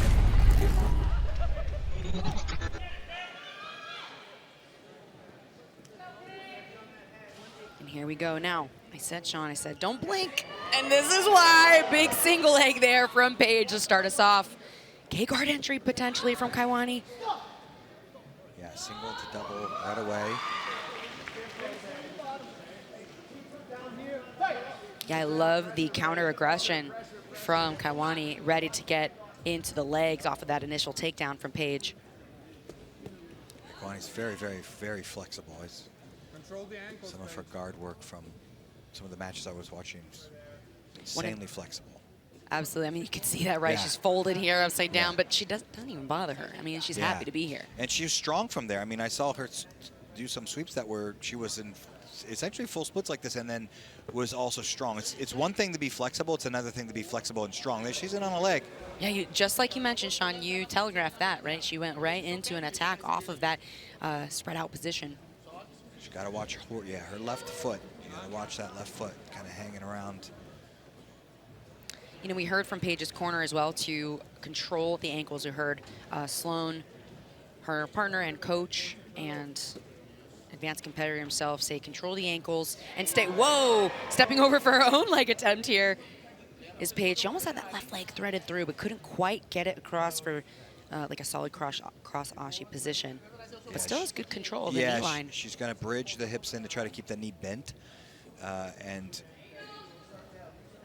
she does? Ramos needs to start to she lost the scoot away. She had time to scoot away, and she didn't. Now she's going to get herself in trouble. She's got to get behind the feet, or she's going to be in trouble real quick here. Paige has got a very good position. Her left leg is threaded through. I couldn't see it at first, but it's all the way behind the opposite hamstring of Kaiwani, which is going to really keep her locked in and keep Kaiwani from stepping up with that left leg to start putting pressure on that right knee if needed. Yeah, Kaiwani's got to get behind the legs with that left leg, the one that's on the ground. She's got to get behind both feet. Otherwise, bad stuff can keep happening here. Paige has got great knee bars here, Sean. Yeah, she turned out. She got to get over that left leg. She's on the heel now. Yep. She's almost cleared the knee line, though. Kaiwani's getting a little looser through these rotations. And this is sometimes where you see actually athletes kind of clear, and then they'll push back. She's trying her own footlock here. See Kaiwani's partner and coach here in the corner. There's a toe hold coming. Sorry, Kendall. Toe hold into a heel hook again. There, she pulled her leg out. That was a wise move there. See Kaiwani trying to sprawl back and kill that butterfly hook of Paige. Paige is a great butterfly guard. Very, very dangerous.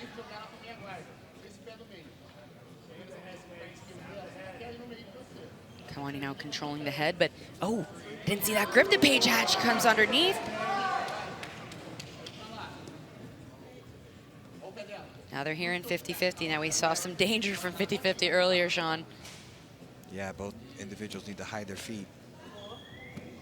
In the splits again. Yeah, this could be a problem, though, now, because she's got the foot is well bent. Notice how Kaiwani's right hand is in between the legs, right, though? She's kind of keeping that. Sometimes you can use a wedge and put your hand on your own knee, and it makes it so the bite of the leg this isn't quite the same. You've got a forearm wedge in between the bite of the leg. Steps over, that puts her in 50-50 here. Sometimes, depending on where your right leg goes, that can lead you into a leg drag, but because her leg was across the hip, of course, now they're here once again in 50-50. Paige is protecting her feet really well by having that figure four locked, right? But you see Kaiwani's going to try and do the same, but her heel can get exposed here. Yeah, she's untie the hands here. It's not impossible to finish a leg weave like this, but it's painful, but it's hard. You need to rotate the hips. So if we see Paige move, she's moved their hips into the knee now. So she may, if she can't keep that knee, she may try to hit the knee bar on the bottom leg now. She's changed the angle of her hip so it's facing the knee. She can do that a little bit more. You see Kaiwani might be trying to just unlock the figure four of Paige. There, underneath is a better approach. She's still got to be worried about her own foot there. Either figure fouring or dominating would be the right arm, the one that's reaching underneath there. Paige is trying to reach underneath and create some space under the foot, and then it'll be a cross heel hook could come fast here. So you notice how Paige keeps her hips elevated, right? So she's almost looked like she may have a look at a 50-50 armbar there, or maybe just trying to bring her leg all the way through to come into a cross ashi versus a 50-50 position. Can't quite see Paige's left leg here. Yeah, she's almost out. Like she continues to move away to get the leg out. Judges favor red. See a judge's favor here for Paige Yvette in the opening 5 minutes of this match. Not a huge surprise there, especially with that early takedown and consistent aggression and attacks on the legs. She had that almost knee bar entry earlier as well. This is a time to do a counter footlock just to get your knee out if you're having a hard time, but she didn't need it. She got her knee up. Paige comes to the top. It's Paige's husband and coach, Sloan Clymer, here in her corner.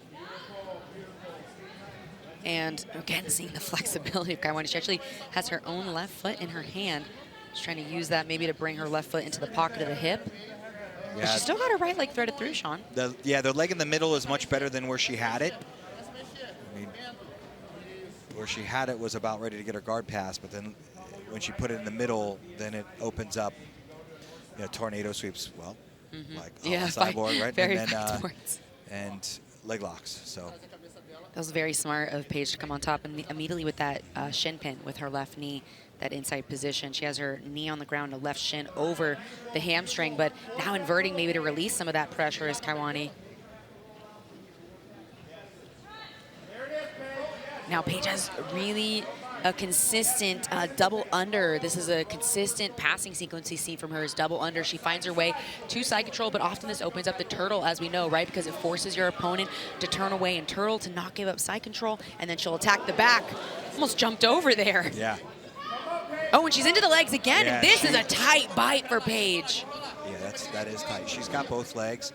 If she can keep that, that top leg on, she's trying to move it across body, which gives her a lot better grip, but it also then makes that other foot just, there's no defense to it. You can see that if she can get that, lock up a straight foot. Now there's very little defense on the bottom leg now. I was gonna say, Sean, what should Kaiwani be doing here? Is there any way for her to defend this heel hook? Yeah, now there is. Her secondary leg got out. She's got to get behind the feet. That's step number one. She's getting closer, but that doesn't get rid of the heel hook. She circles her leg back. She's still got to get behind the feet. You see how she's sitting down. Now that's tight. Wow, and she gets the finish. You telegraphed, you saw it coming, Sean. Paige with the heel hook finish here in her second match on Who's Number One. Sean, when you think about it, Wagner Hocha, I'm a little bit older than him, but I have thrown my back out sneezing on the toilet before. Not proud of everything I've done, but this idea that Wagner Hocha is rolling around with guys who could be his kids and winning competitively against guys in their 20s, absolutely incredible.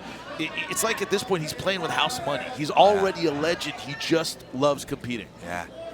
And he's at ADCC, I think that was the best Wagner that we had seen. Unreal. You know, he just went for it. He was just going and going and going and put on an incredible performance. So that's what I'm assuming he's here to do today. He's going to have to solve some of these collar ties that Kit has. So what I meant about the physical disparity, right? Yeah. Like, look at the pressure that Kit Dale's putting on him. Yeah.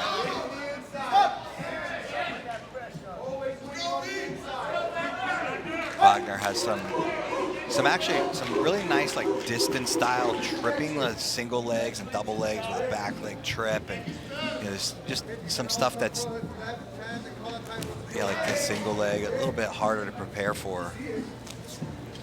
And there's the shoulder check. He's not above getting your face, pushing you around a little bit, likes a little trash talk on the mat.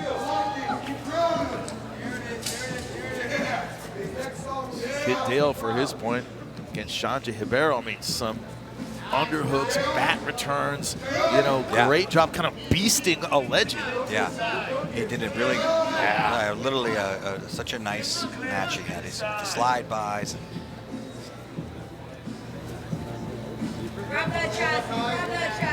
Wagner Hocha's lips moving. I don't know what he's saying, but certainly trying to get in the head of Kit Dale. Kid smiling about it. But Wagner Hocha said it in the interviews. I got tremendous respect for my opponent, whatever. But once the match starts, it's do or die for me. Yeah. Don't mistake his kindness for weakness. He's a competitor. He is. He's intense and competitive. But for that single earlier, he tried to get up to the waist. So.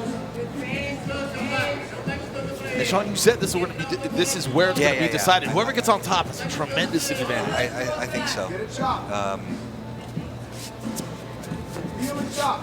I think both guys have abilities to get around, not only just on top of it, take each other down, but around the back. That's once again, Shanja and Kit Dale able to do that a couple times. Get the tight waist on him.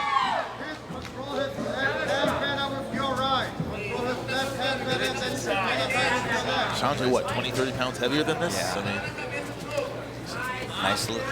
Wagner's got some nice level changing going on.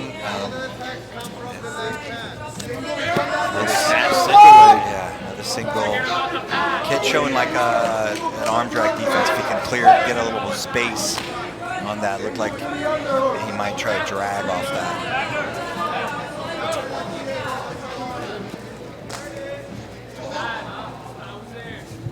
thing about Wagner with that what we call a snatch single leg. You're not really committing your hips. Yeah. Just reaching down, seeing if it's there. Yeah, it's a pretty safe single to go after, just because you can check to see your head, your neck isn't really too exposed. You know, if you do pick up the leg, you drive hard enough, you can go with it. In MMA, Daniel Cormier loves that Oh, move. man, yeah. Reaches down for it. Hey, if I don't get it, I don't get it. That's it. He's doing a good job of staying heavy on the head. Is Wagner holding kid's head down, and My neck hurts watching this. yeah, Kid's a very strong human being, but I don't know if it's affecting him yet. But we'll see how it plays out. If he can get on the elbows to clear off those collar ties.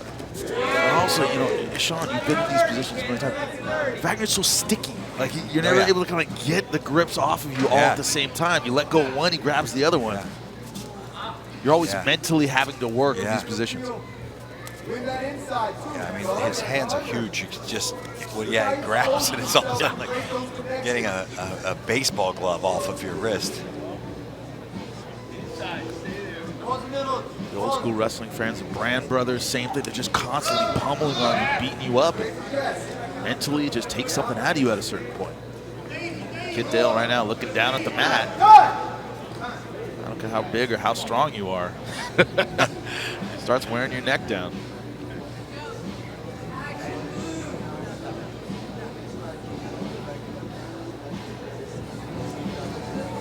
Not a great lip reader, but I think there's probably action on blue. We'll see him do something because Wagner Hocha is going after him.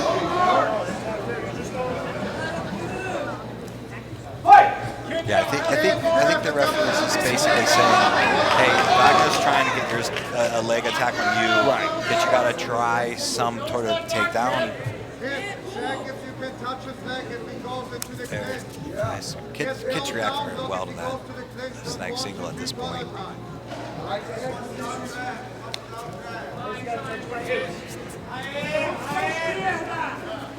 Every time Kid Dale pulls forward, it's just that pressure on the back of the head. Yeah. Can't get your own takedown going if you can't look up. There's the arm drag.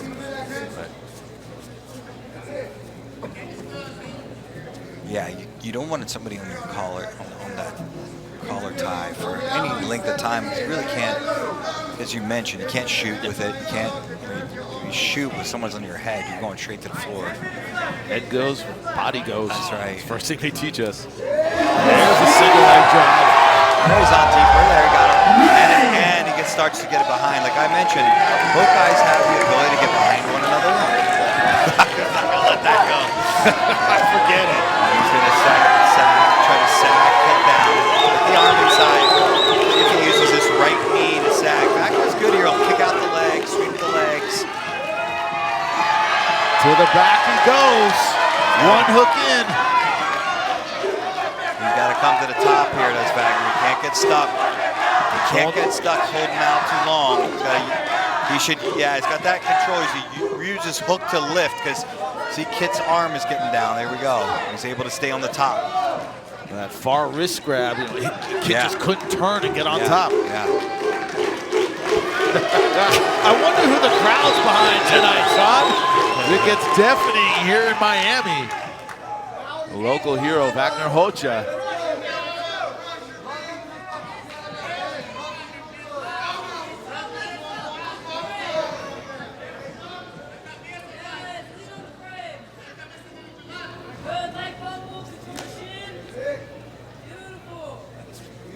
This is where Kid Dale did not want to be.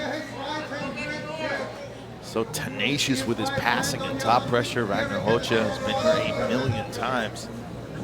Yeah. Pressuring in, knee shield here.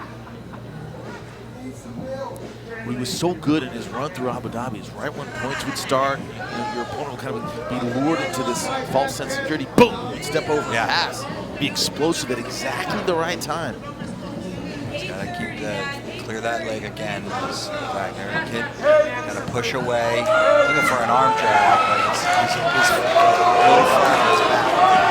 Drag the arm here. Smother and pass at the same time. thing, Sean, about old school jiu-jitsu, let's face it, it's mean. Yeah. It's just mean. Constant pressure. Yeah. Pressure. Something in your face, just like that left hand smother.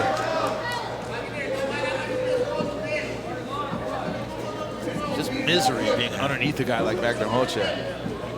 Kid Dale trying to keep that knee shield up. Bringing his weight down. Yeah, he's starting to get in there a little bit deeper now. He's got the elbow pulled up. And great job by Kid Dale getting his guard back. Yep. Expect Wagner to go right back to it.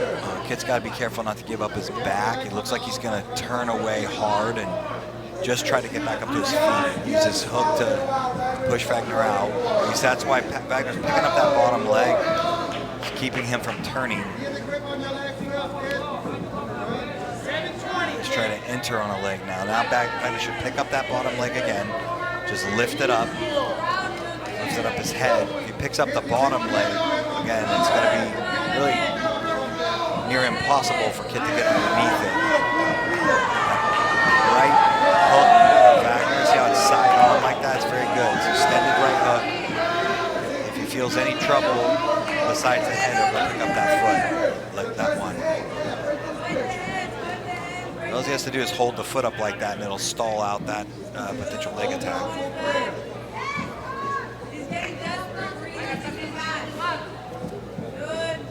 Wagner's so patient on top, heavy with the hips.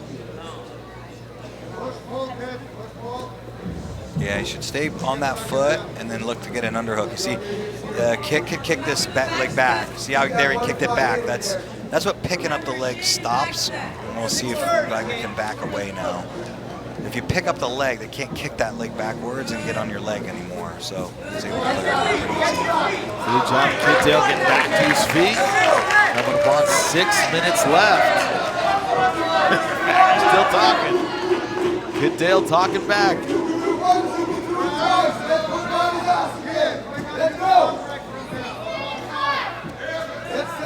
I think it's so hard to prepare for. It's kind of the trickery of Wagner Hocha, right? Yeah, All the little subtle moves it uses to wear you down and beat you up and get you in situations you didn't really prepare for. Yeah.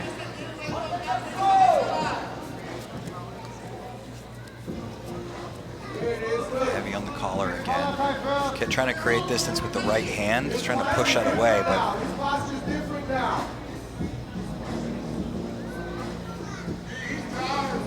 Kid Dale used to being the bully in these kind of positions, but on the defensive throughout this match. it's heavy on the head there. It's been heavy on that neck the entire match, really. So.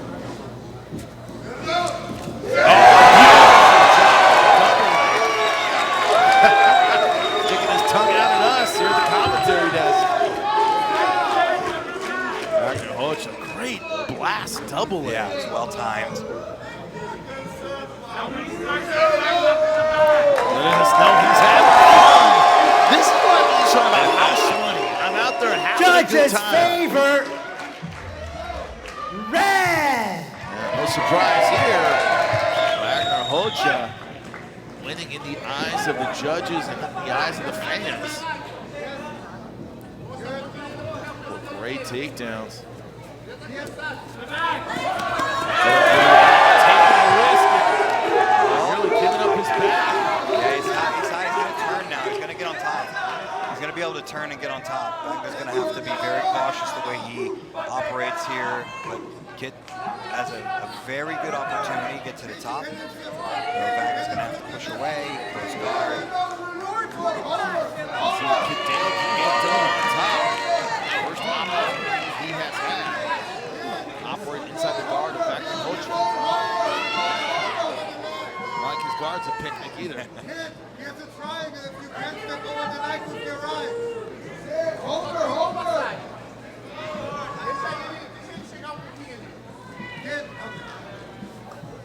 I would assume Wagner is going to pick his time and hip heist up. He's trying his triangle here. A little V-choke. Clever with this speed from this position. That's hard to get. It is, but it's not. That caused some grief right there, that's for sure.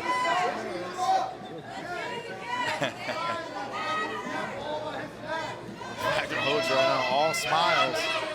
Working that closed guard. Kid Dale not able to build his posture up to get any pass going. Yeah. He's trying what they commonly call the Sao Paulo pass, where he switches his hips. Did this well to open up Shanshi's guard, but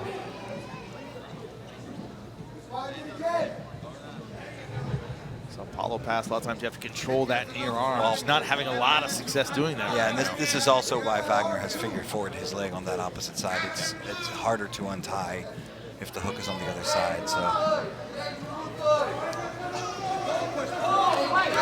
that to open the guard. Thomas might give up Yeah, his, look at that. He's really on this. Can't see how deep it is from this angle, but I think it was, man, yeah, what a grip.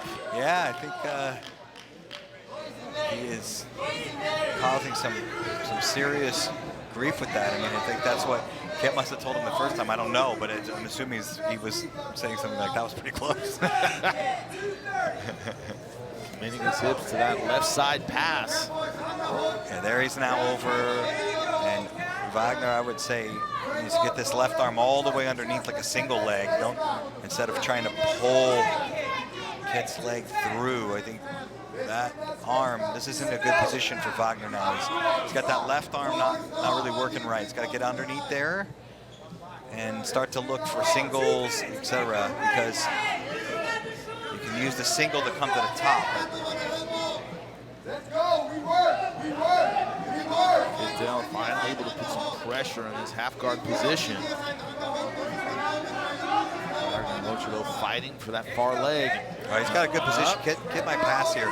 He's got an overhook and on the bottom arm. Yeah, he's got a really nice position. He's stuck. He's got both of his arms controlled with that right arm.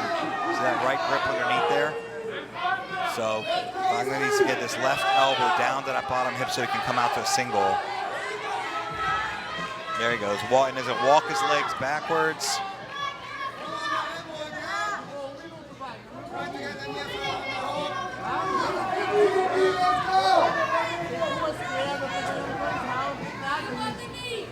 You said it, Sean. Whoever is on top has a distinct advantage in this fight. Right now it's Kid Dale, but only a minute left. Yeah, you got to be careful with locking his legs up like that because it get mounted. You get mounted that way, and that would be Kit bringing the left knee into the hip and stepping over Wagner. You see him trying to get Wagner Hoja flat.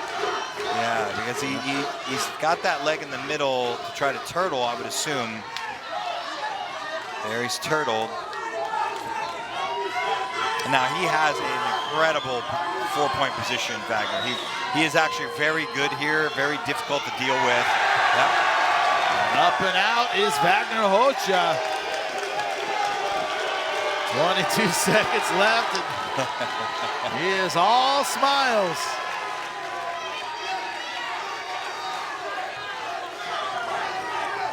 Pulling forward is Kid Dale.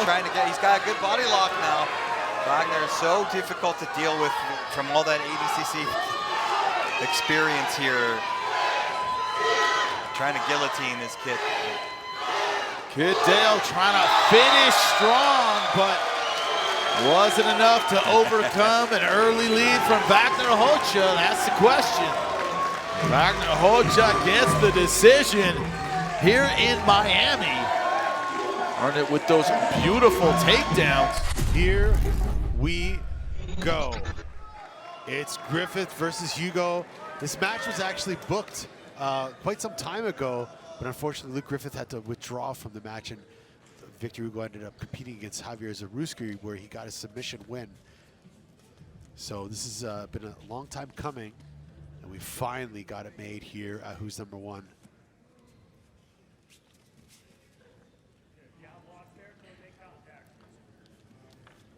Victor Hugo standing up top here. Luke Griffith, those collar ties. Interesting to note, Luke lost quite a bit of weight. He did, yeah. For this match. Why do you think that? What do you think the strategy is there, Sean? Well, I would assume that it might be to move a lot faster than what he could when he was heavier. He's got a very good slide by. Luke Griffith gets to the back quite well from the slide by, but you know, there's a beautiful arm drag foot sweep. That was very nice. Yeah, I would assume he might feel faster. Might feel like he doesn't get as tired. He's carrying so much less weight.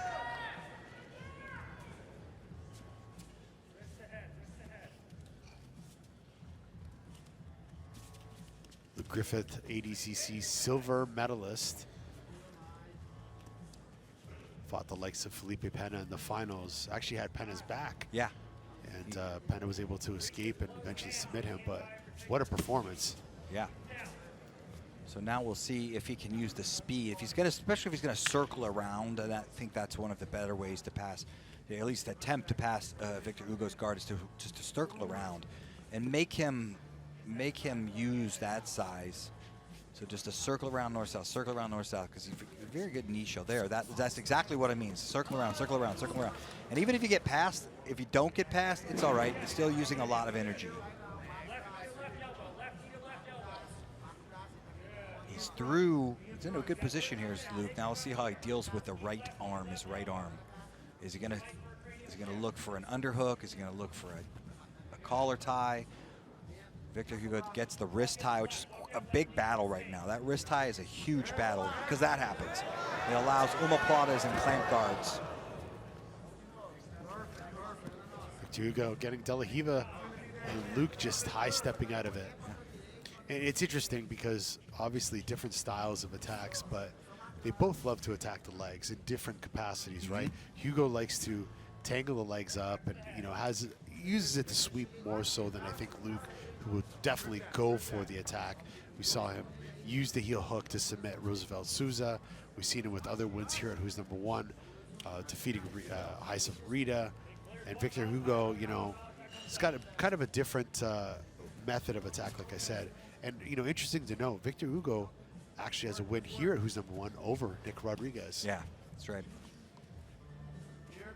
Luke is doing a really good job of getting on the collar ties and hanging on Victor Hugo's head. And I also like the foot play that we've seen from him.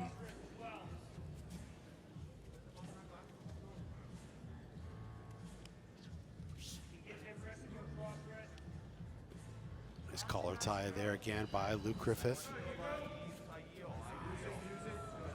Trying a 2-on-1. Is it the Russian 2-on-1? Yeah, outside Russian or 2-on-1. Foot sweep on that left side for Griffith. He uses this underhook as well to slide by. He does that very well. He's actually used that to submit Kanon. We talk about the heavyweight division, and we got guys like Luke, Victor, Kynan, Nicky Rod, and Felipe Pena, waiting in the wings.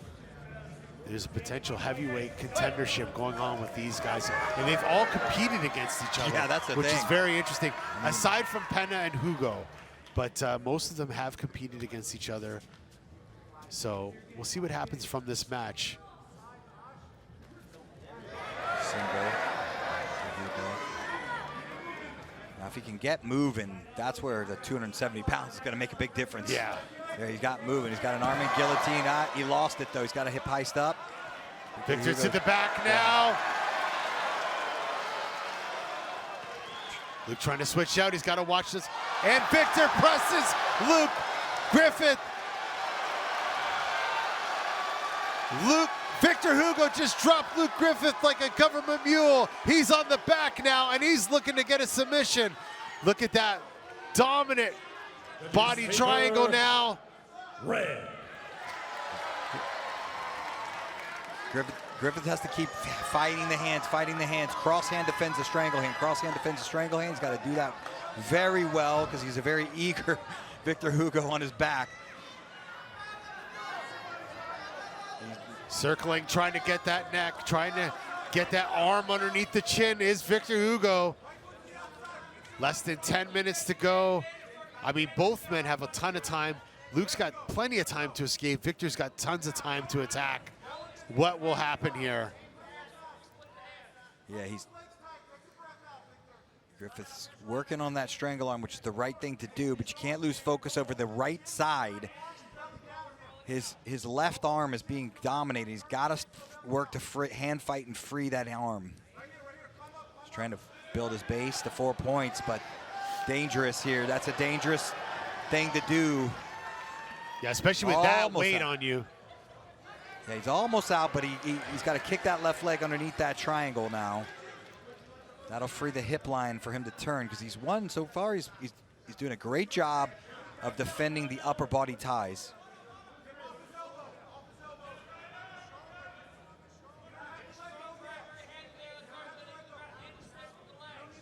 He's got to get a better grip with that left hand. That left hand needs to peel his right hand free for Griffith, so his right hand can dominate the strangle hand.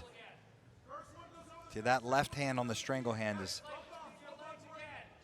tough. So there, he's got a shoehorn, which helps. There he goes. Now he's got a little bit better defensive hand fighting position.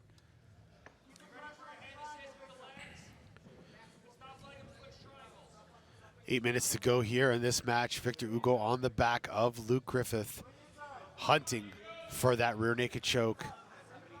Hand fighting here on the back. Luke defending. Victor wrenching on that face now. Trying to get the chin exposed. Trying to get under the neck.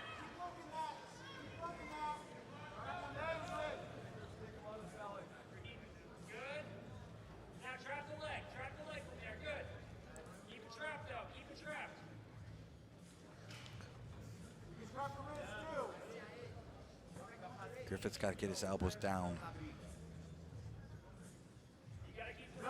He's going to get.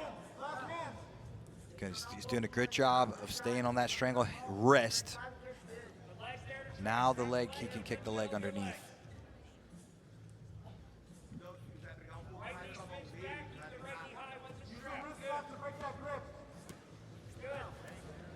Almost out is Luke Griffith. Almost out. He's getting out now. He's got to get that right arm back across the waist, and he does. He's out. Luke Griffith gets the escape, and now he's in the close guard of Victor Hugo. I got to be honest. I think that's really big for Luke. And he's good here. He's very good when he gets around the back. Oh, nope. Victor Hugo cleared him out. A reversal of fortune just went down. Ricardo, I think that is a big escape for Luke Griffith. We saw him melt there versus Felipe Pena in ADCC, even when he was winning, and then this happened, and he sort of melted. He fought the entire time there. I think that's got to be a big win for him mentally there. Absolutely. Especially because the size of Victor Hugo. Yeah. Just understanding. Oh, look at that duck under. Beautiful job by Luke Griffith. Takes Victor Hugo down and mounts Victor Hugo. This is huge. Katagatami could be coming. He's going to walk that arm up. He's going to go for the Katagatami. He's got to work on the left shoulder unless Victor's tired. I mean, that's all the variable is the athlete tired enough to tap when it doesn't need to tap. But his shoulder is too high right now. It needs to be on the neck. Instead, it's almost on the forehead right now. So got to get that shoulder down by the neck.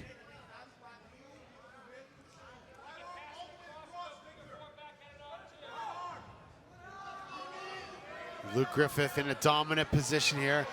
Had a tight head and arm attempt, trying to squeeze and trying to submit Victor Hugo. Yeah, he's still looking for the gift wrap, which would be good from here. If you get it right under, Luke needs a right underhook of either arm, basically. The top arm is there. Bottom arm is, you need an underhook if you can't underhook the top arm. Yeah, he's going to get a full gift wrap potentially. If he gets connect his hands, he's full gift wrapped. 5 minutes left in this match. Blue. And there you have it. Again, Luke needs to walk these arms up, get an underhook, because otherwise Victor Hugo could explode. And there's digging that underhook. You see now he's got the gift wrap. There's digging the bottom underhook. So if you can't get the top underhook, you got to get the bottom one. Again, wedge it. There it is. The elbow. He can get underneath the elbow.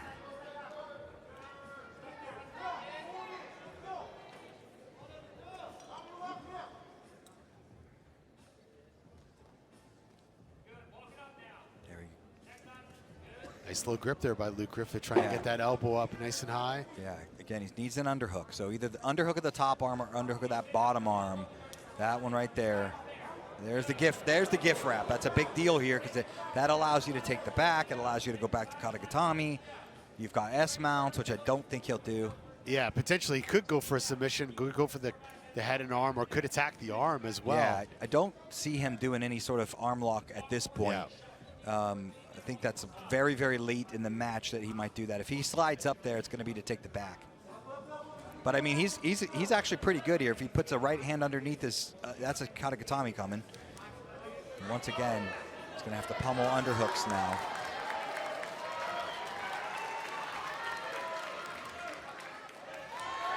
Now the gift wrap might be coming.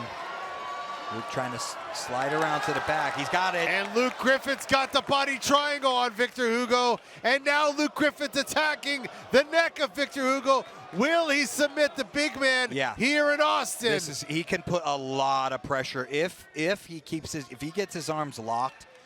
Luke Griffith puts an immense amount of pressure on his rear naked. So Victor Hugo is going to need to get those elbows down, get the hands across the wrist.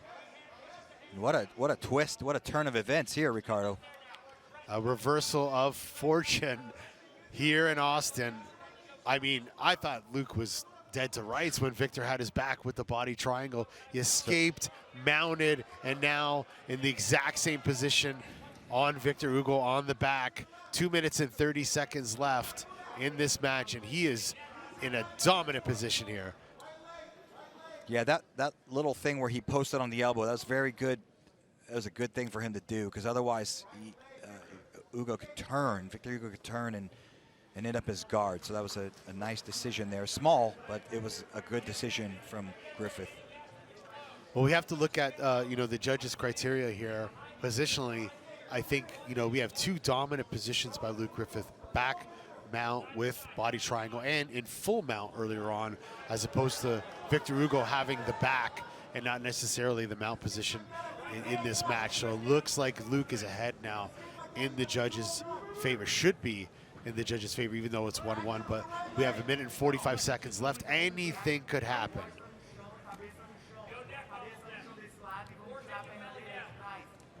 More right knee, Victor. Use your right knee on the outside of his heel.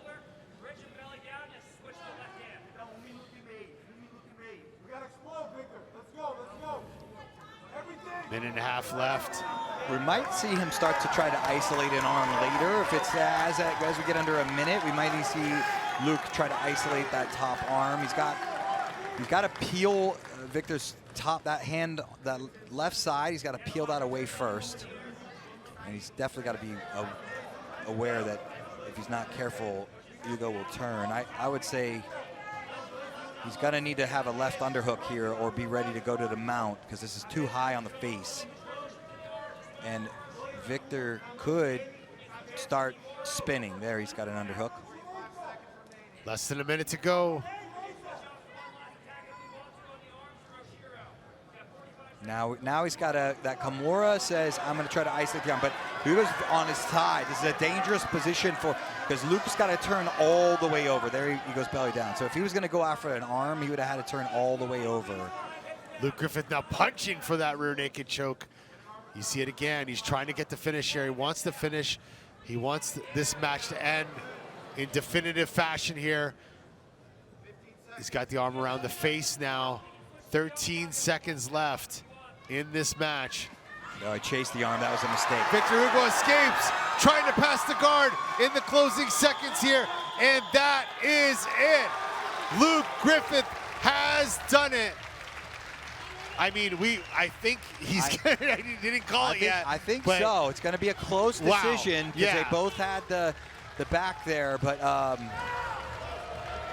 mean, I'm saying he's done it, but because it's emotionally looking at how dominant he was in the last 2/3 of this match. I would certainly agree with you. Yeah.